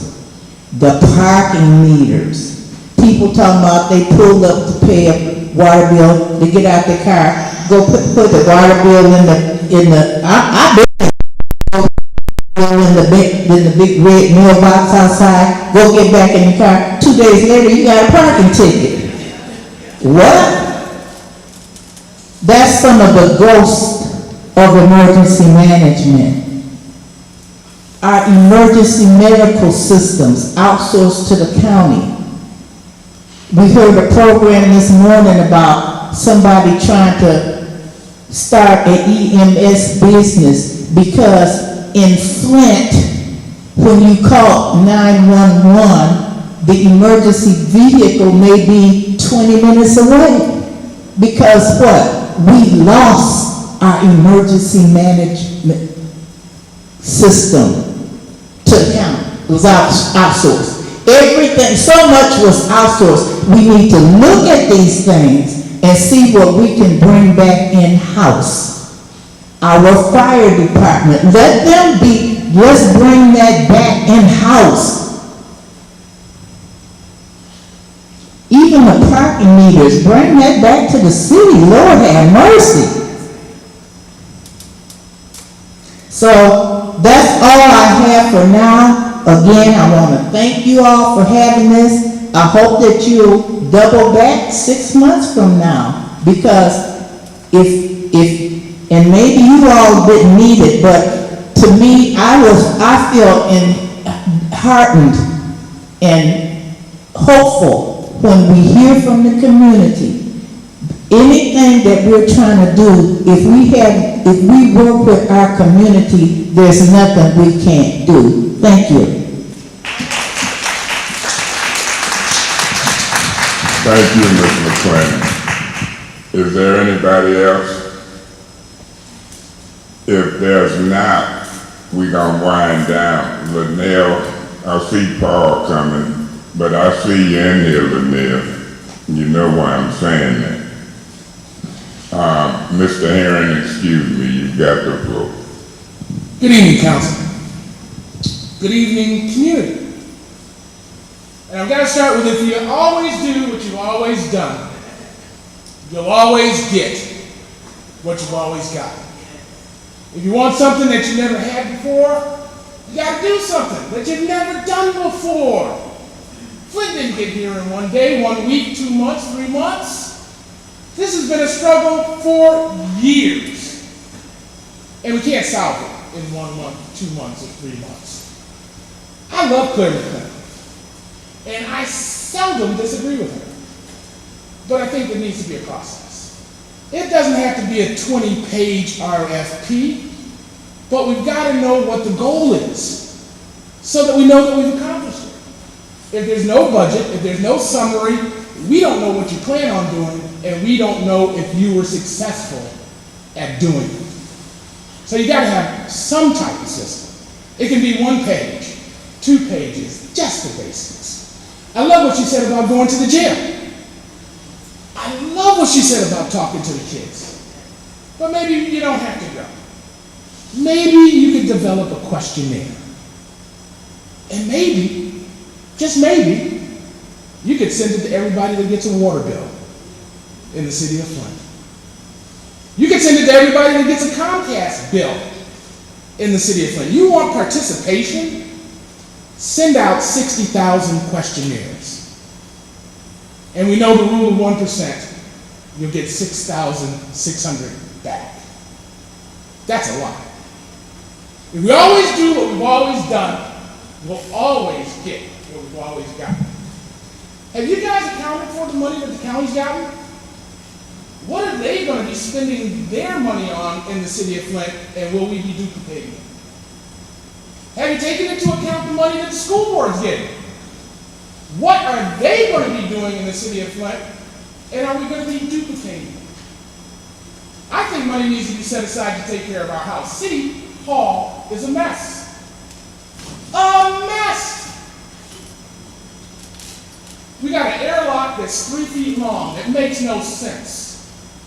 I don't know how much the city spends on utilities in City Hall, but that can be fixed easy. An airlock is an airlock. Every time that front door opens, it evacuates the lobby. Every time it closes, the heat has to come on to refill it.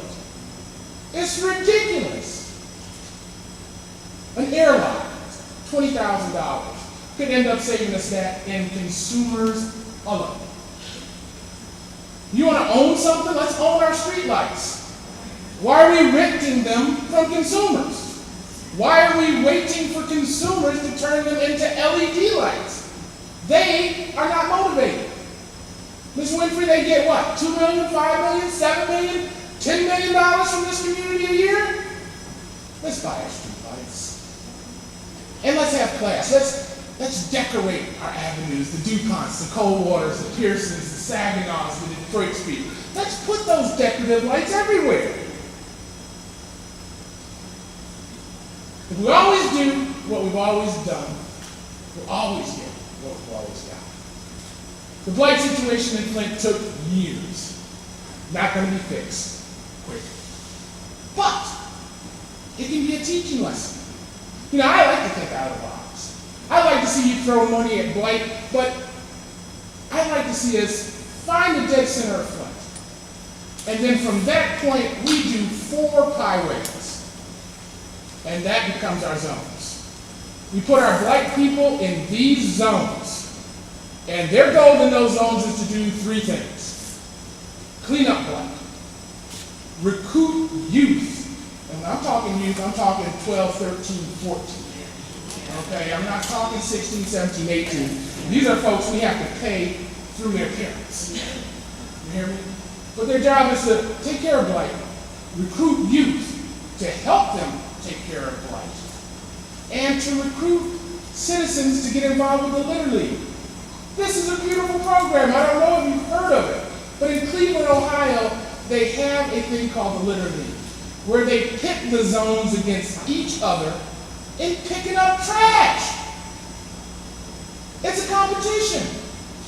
And at the end, whoever makes the most trash gets some kind of bonus or benefit. If we always do what we've always done, we'll always get what we've always done. Young man that came up talked about investing in the arts. Brilliant. Love it.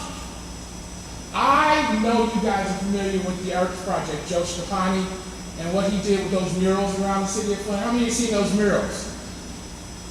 Man, I'd like to see the windows in City Hall covered with those murals. There's no reason why we can't spruce up the City Hall with that. We also need to add hydroelectric power to City Hall. We need to add solar power to City Hall. These are all things we can exchange in and out. And before I take my seat, we're paying this guy $1 million. If you do not have him go through the city budget, line by line, and determine what items in that budget can be swapped out with this money, you are doing us a disservice. Mr. Herring, Yes, sir. can you say that again? Say it again. Say it loud. Now, you know I don't want to agree with you. At least while I was in public. But I will. Do it. I'm used to I will. It would be. Use the mic. It would be. Love it. It would be ridiculous if we don't have this company look at our budget line for line and say, hey, we got to buy boots for the fire department. They cost us $600. ARPA can take care of that. Now we can move that $600 to the general fund. We need tires for the fire trucks. Well, ARPA will pay for that. That's $30,000. We can move that and use it somewhere else. But that's step one. And guess what, guys? That takes time. Boy. Let's not be in a hurry. Let's be diligent. Let's be thoughtful. Let's be inclusive. I hear these businesses coming and wanting money. $600,000 for that, $600,000, $200,000 for that. I would rather see us develop incubators in each ward. I don't want them to have to spend $600,000 on a building when they could use $600,000 to service their clients. There's got to be some way that we can work together so they get the warehouse they need and the communities get the service they need. An incubator in each of the zones would allow all our budding entrepreneurs a place and a space to start out at. This money could be, I don't know, how many 10,000s are in a million, Sister Burns? 100? So, $3 million. $310,000 grants available to citizens trying to start businesses. Putting them in an incubator will get them talking to one another, and they may partner. There may be 6 other people that need to be in that $600,000 building she's building, which will supplement her needs, her rental, and the whole 9 yards. Could help you perpetually if you become a landlord. If we always do what we've always done, we'll always get what we've always gotten. Sister McClinton, we need our trash back. We need our trash back. Why would we pay people that, never mind, don't want to start that. But the people who live in Flint, that have jobs in Flint, spend their money in Flint. It's that simple.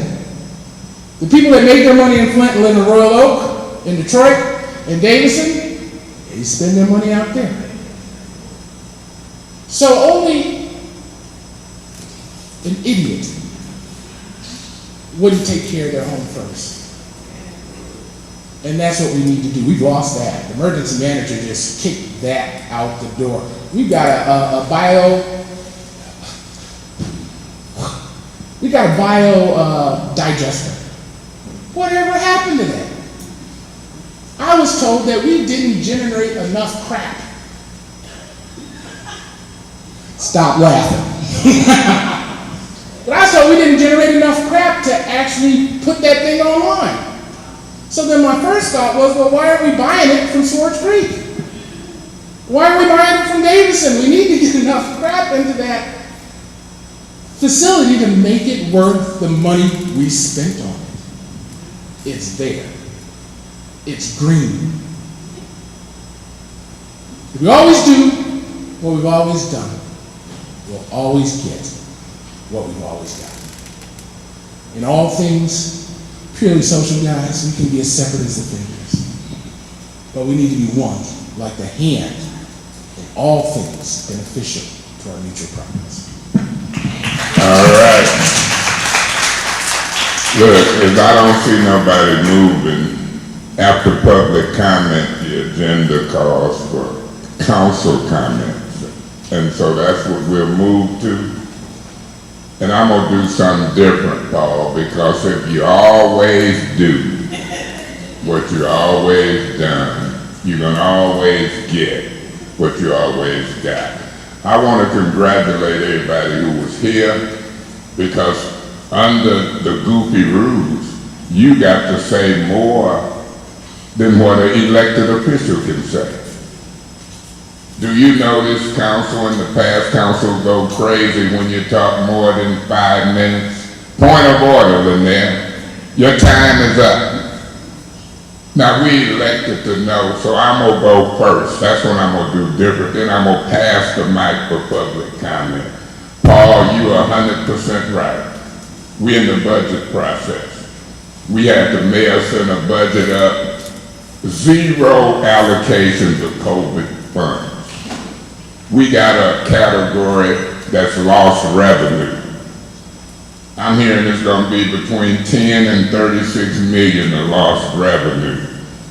We facing a $17 million budget deficit next year, Claire. We got into emergency management with a $12 million deficit. I fought like hell and made some decisions to get back to home rule, get the emergency manager out. Some of the decisions I didn't even agree with, but you got to get 5 votes. So you are 100% right, Paul. Crime prevention, we should be dealing with that in the budget. We're in the budget process now, from March to June. And this administration haven't did $1 of COVID funds in this budget for revenue loss. We got to do it. And I don't know if this council gonna meet regularly enough to do it between now and June. We'll see. You can't do it in an hour. You can't do it in 2 hours. Revenue loss, crime prevention, we gotta fix some stuff internally. And then if you always do what you always done. You know, when General Motors left, we lost a lot. If I told people that I would spend $30 million, Linnell, to put a bottled water factory up, there he go again, he crazy. Do you know how many people Amway gave money in their pockets by distributing bottled stuff? And then you got water giveaways. We depending on Nestle. We got 14 million gallons of water a day capped off out there by Coldwater Road on a $100 million illegal bond that we paid for the KWA just sitting there. I couldn't get 600,000 passed for a food market. I know I can't get 30 or 20 million passed to build a factory, but that factory will be here after I'm dead and gone. You could distribute water and get bonus checks, and Flint could sponsor people in Burton and Davison and Ohio, and you gotta think differently what you do with money when you get it. You could make $8 million in a year, Linnell, and pay for the sports complex that you want at Broome Center. You got long-term income. Water ain't going nowhere. And then you got a distribution system where people get monthly bonus checks.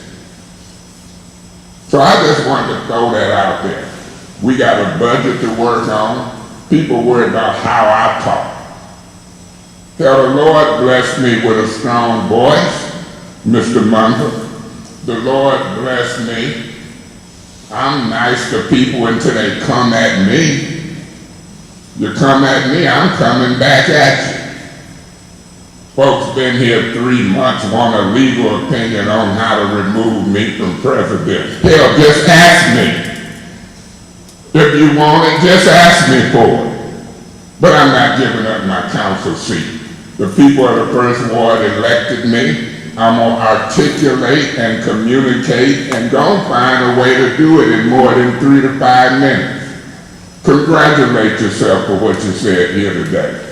You was able to speak more than 5 minutes.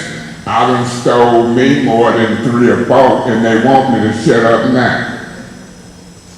Crime prevention, infrastructure, public health.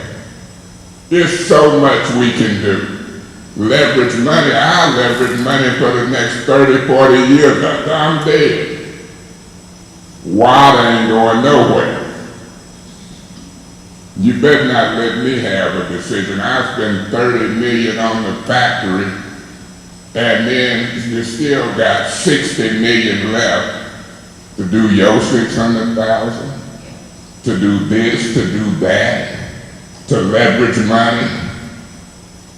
But you get elected, and then some of your own colleagues want to shut you down. I don't like the way he talked. Hell, I wish I had a soprano voice, but the Lord didn't give me that. The Lord gave me something, I'm going to use it, I'm going to bless it, and when I die, I hope I go to heaven. That's enough for me for today. I'm going to pass this mic along to my colleagues for their final comment, and I ain't through talking yet. I've seen council people and mayors come and go. And I'm serious about what we can do to make a better quality of life. You're right, it should be some new houses built on them empty lots. You got 2 and 3 lots, you could have ranch-style houses, basement houses, like you're in Grand Blanc, right on Laredo, Russell, Bradley, Gibson. And you can increase your tax base.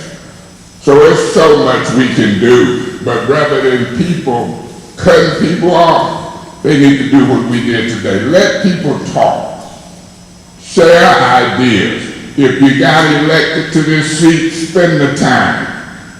Talking about a part-time job. I've been full-time for 8 years. My phone rang from one side of the city to another. Whether I have a listening session or not, I already know what people want. I'm talking to them every day for 8, 9 years. And it gets under my skin when people want to take the focus off of helping people, serving people, and concentrate on me. Make your reputation about voting and serving these people. I'm a little too old to change my fight. Who wants the mic next?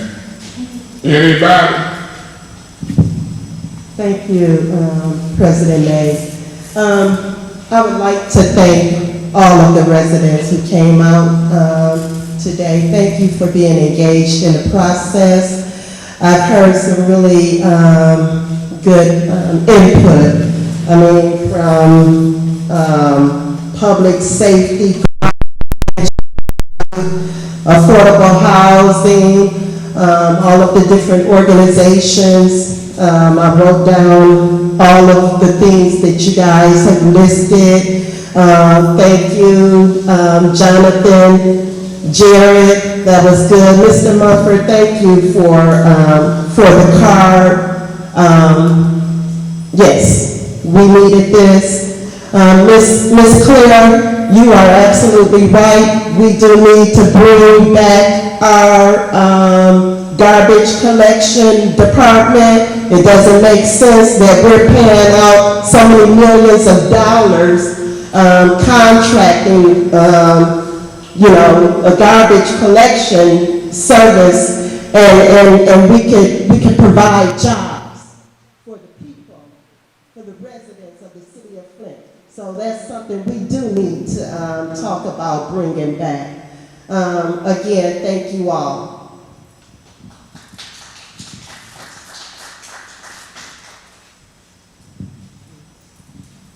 I want to say, first off, thank you for everyone. And there was something this is about you, and we're here to listen, because everyone's need can be different and diverse. and we're sharing and we're listening. It's not about us. And we do need to work on us in some areas, and we do. And that's what I'm committed to. People say, technically the job is part-time, but you work full-time. I do. I was on the phone last night, I had a resident call at 11:48.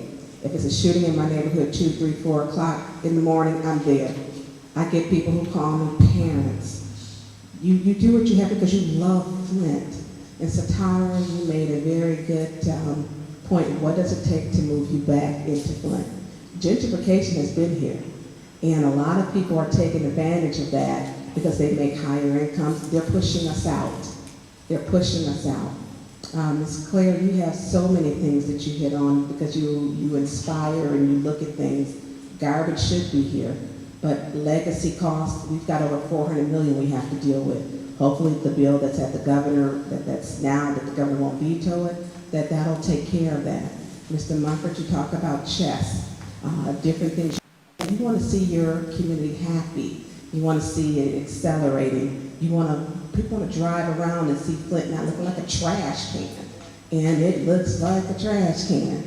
Mr. Jarrett, there's a lot of things that you talked about that I sincerely, I'm going to have an in-depth conversation with you. When we talk about leveraging funds, the conference that we went to, they talked about that. It was not only good for networking, but we need to make sure what political parties are making plans that we are not a part of. And that was very clear at that conference. I encourage, LaRosa, you're always, I see you everywhere in your program, and Miss Teresa, it was a pleasure today to meet you. And is it Cassandra with the crossover? Denise with the crossover. I try to be really good with names, and I'm not looking or cheating. But we do need to, when you hear your voice, I will be, and I've been committed to, I will be attending, and we need to know, when we hear people talk about neighborhoods, not only do we need to focus on our children and activities, you gotta go to the Flint School Board meetings. They're every Wednesday. I will be there. Come join me. Let's sit together. I can't be there every Wednesday. I can be there the Wednesdays that we don't have committee meetings, because they should be using their funds because they're their children, they're young scholars that are in the community, and if we're using ours, they should be using theirs. Let's do something great, as you say, Ms. McClinton. Let's do something historic. We talk about the county. I've been preparing a list, and I've been going back and forth with talking about blight. A lot of the blight comes from People State Land Bank homes. I am in constant contact with Mr. Freeman and creating a list. My ward has got 60 homes that's on their tear down list. It's way more than 60 because I've been adding to it. And I go around, I drive, I put the numbers down, the addresses, and then I shoot them to Mr. Freeman. But the county meets every Wednesday, 9 o'clock a.m. And it takes all of our voices to let them know. Leverage the dollars. Flint is the largest municipality within the county. The county, by right, as far as I'm concerned, should be spending most of their dollars here in Flint. That's where they should be going.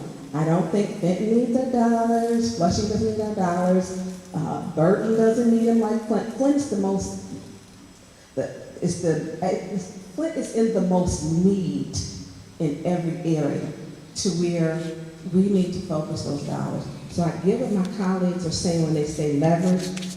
I get that because we learned about the money that was coming in, and it was just kind of just networking. How do we get those funds, and how do we use them appropriately?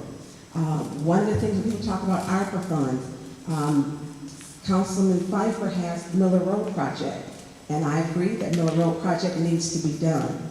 It does. It does not make sense to replace or to pave the road, tear it up again, and put down water mains. But here's the key thing. That money was there. I'm transparent. I got a call and asked me to not make it political. And my question was, what happened to the money that was already placed for that project? That money is gone. So to replace it with ARPA funds because of mistake or overages, who signed those change orders? Because we're being asked to fix mistakes with ARPA funds that shouldn't be. No, that money was set aside. Will it have to be fixed? Absolutely. But if it has to be fixed, it should be transparent to the city council. And I have asked And I emailed, I followed the proper procedures. What was the change orders that took that money away from that project that we do have to fix? But it's not only, Miller Road, Welch Boulevard. All of us have got raggedy roads in our areas. They're raggedy. I mean, and that's just the way it is. But I want to be responsible, so, because it's not my money. It's the people's money. And if I don't have to spend $3 million on repairing something because somebody misplaced or didn't use the money appropriately, let us know. But I don't want us to be fixing a mistake that we didn't make and we did not know about, and not be transparent with the community when they say, what happened to ARPA funds? So I thank you for coming out. I appreciate each and everyone's voice, and we do have to work together. And it's not blame. It is something that we collectively have to love on each other, respect each other, and respect each other's ideas, because this is all of our city. Whether we live in it or not, we're here because we have ties to it. Thank you.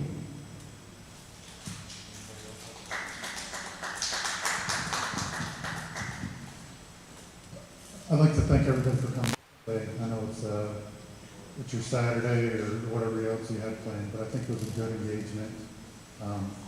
I think it's fitting that, whether this is our last for this round or not, that it is in one of our schools. And I think that together, somebody mentioned about have the three entities, the county, the city, and the schools got together to figure out a plan. And I think that hopefully that this will be a learning opportunity for all of us on this council, those watching, and obviously the Flint Community Schools, that we can get together, that we can utilize these funds, whether it be to help something around the schools, whatever we can do to build schools, because I had a conversation with Ms. Satara last night. If we don't work in conjunction and build up our schools, families aren't going to move back. We have to move in concert. We have to be aligned, that we're all moving towards the same direction. And that same direction is building back our population. We are going to vote on moving the ward lines. And every one of those ward lines moves south. And if we don't work together to move the next census time, to move those ward lines back north, we're failing. And there's been a lot said today, and I hope that this body absorbs it, the public absorbs it, and we come together and have a mutual plan and a mutual goal of what we can do with these lifetime generational monies, whatever we want to call them. But we need to have something to show for these dollars. There's been millions upon millions of dollars that are, I would say, they've been brought to the community, but I would say that they've drove the community apart. And they've decimated our communities because we have nothing to show for. With that being said, once again, thank everybody for coming. I'd be remiss if I didn't thank the Flint Community Schools, Superintendent Jones, Board Member Joyce Ellis McNeil, who helped coordinate this event. I see Mr. Matter back there. If you could stand up, he was he was very helpful in setting this up. He's the Director of Ops for the Flint Community Schools. And I'd also like to thank our clerk, our staff, Jennifer back there, for helping setting this up. I think it's good, and hopefully we can have more community meetings where it's not segregated to a neighborhood or a ward. I think we need to come together as a city and not divide us by ward or neighborhood by neighborhood. So hopefully we can have more city community-based meetings where everybody comes together and we can have more discussions like this, because I think it's great to hear the dialogue where we're not restrained from council rules, where we can actually have an open dialogue with the community. And I think that's part of the healing process and part of bringing us back together and moving the city forward in more prosperity. Thank you.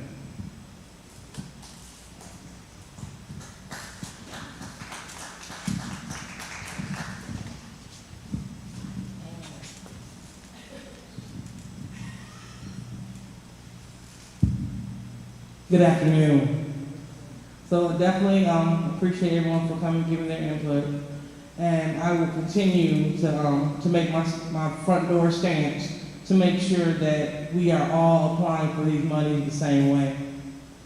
One of my key words is equity, and I want to make sure that this is an equitable process. So although many of us have not heard what the final process is going to be, I want to make sure that I do my part in making sure that it's equitable, in terms of determining criteria, that it's equitable to determine how we apply.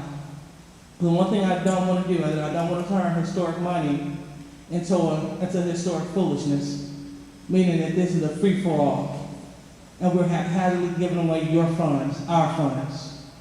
So a lot of you all gave some great input. I know I came a little late, but I've been at several meetings.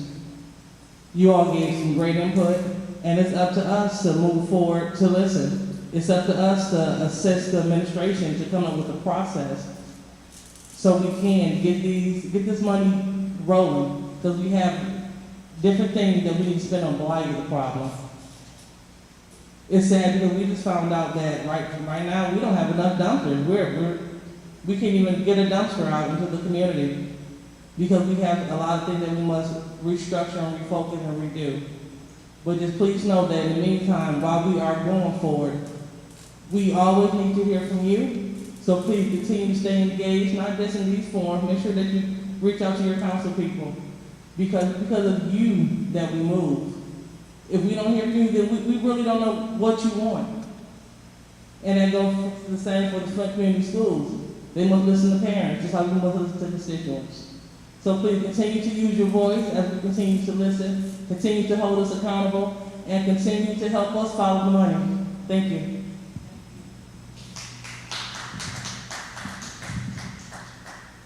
Good evening.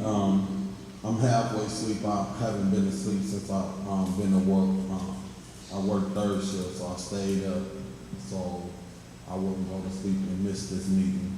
But I heard a lot of different comments tonight, this evening, this afternoon. Get me right. You know what I'm saying? One of the things that, to Jonathan's about leveraging dollars, I've been in conversation with the land bank. I heard people say that the county needed to invest some of their funds. We got 1,900 houses that need to be torn down. It'll cost, I believe, $32 million to tear down houses. It was proposed a budget for $3 million. What you gonna do with $3 million? We're gonna be arguing with each other, trying to figure out who should get some houses torn down in their ward. It's not enough. So I'm into leveraging dollars. I think it's an opportunity for us to leverage dollars. Some of my colleagues believe that we shouldn't invest in properties that the land bank owns. So that'll be a conversation we need to have in the near future. Because regardless whether whoever owns the properties is in our wards. And if the land bank owns them, they are our problems because they're in the city of Flint. So instead of us just doing a blame game, we need to take responsibility that these properties are in the city of Flint, and what do it look like to tear them down, rehab them, or build some new ones. We got over 20,000 vacant lots with non-structural blight. So we got a whole bunch of different issues going on. I heard you, Claire, when you talked about bringing back in-house the garbage truck. Maybe you can bring some of that $3 million that you want city council to approve to purchase 2 garbage trucks to get it in the process. Because right now, we don't have it. And bringing back, what do democracy look like? Bringing back some of the things that the emergency manager stripped us from. So I'm in agreement with that. The young lady that talked about renovating houses, I heard Leela McGee on the radio where she talked about buying houses, and I think it's one of the things that Eric Mays and Pfeiffer wanted to do with the 600 properties. Bring back the houses in-house. I support it, but we don't have a plan. So I didn't support it because we didn't have a plan. So if we want to start bringing back in our house, do something like what Leela said, and bring the houses back, fix them up, and rent them on land contract to people that can't afford mortgages because they redline or their credit ain't good. Another thing that me and Eric Mays may agree, we agree on something, is that I think that we could spend some money right now. But my colleagues feel like we need a request for proposal, and if you guys have heard me, I said cherry picking, because we have funded some things. We gave the police officers and the safety essential workers their funds. I think we might have approved the $1.9 million. I think it did not get approved. It got passed. For Miller Road, I don't mind that. I think that's a project that need to happen. What I have been hearing from going to meeting, people want blight. It don't take no rocket scientists to know that we need houses tore down. Linnell Jones just got a building tore down on Myrtle and Saginaw that they finna build a parking lot to build a sports complex.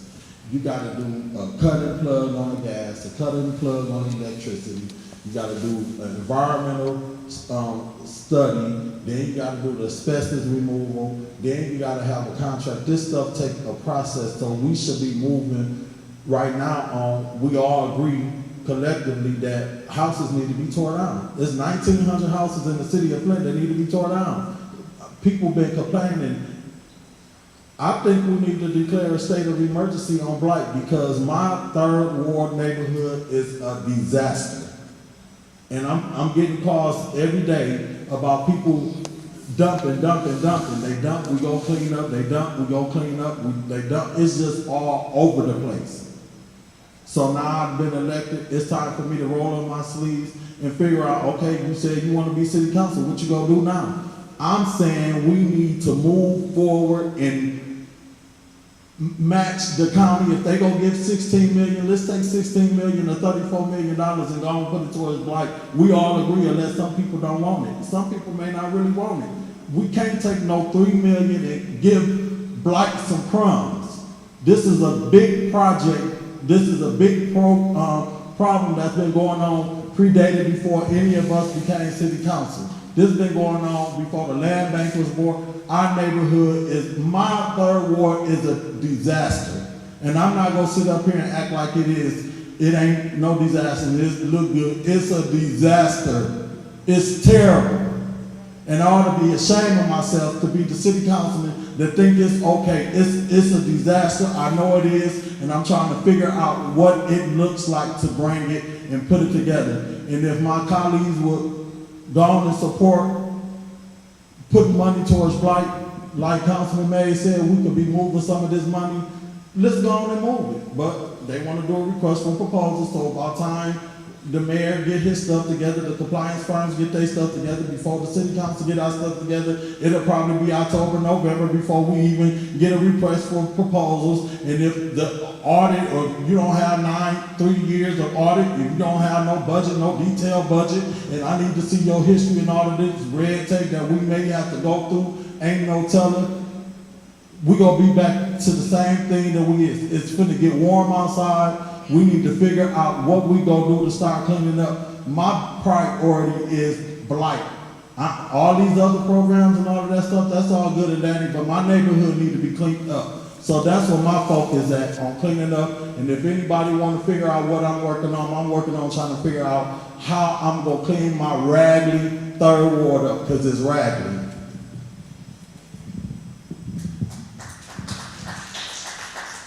All right, so once again, we thank you. And I do emphasize that these rules in this forum gave us a better opportunity to speak in some cases than in a council meeting. Public safety, blight, economic development. We're in the budget process right now. You can't do it in an hour. You can't do it in 2 hours. We've got from March to June. The mayor did send a proposal up for $3 million for blight, and Mr. Murphy, you're right. That ain't enough.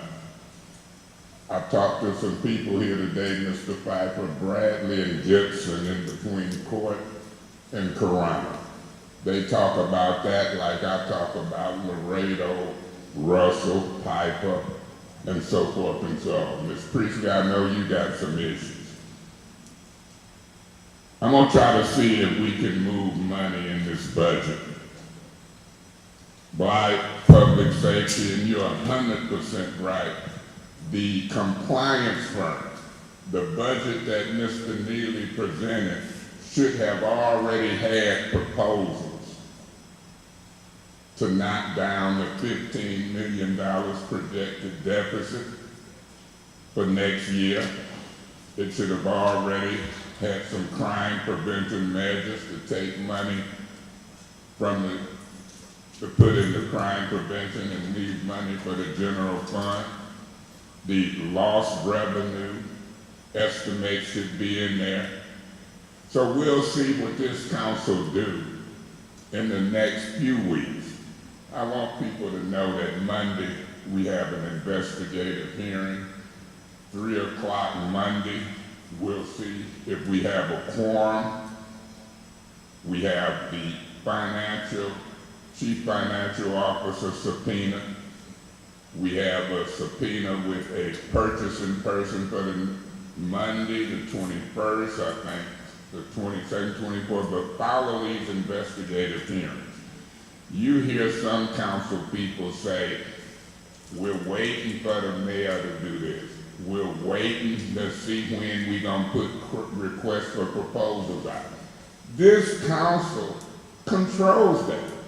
We make policy, rules, ordinance. What are we waiting for? What are we waiting for?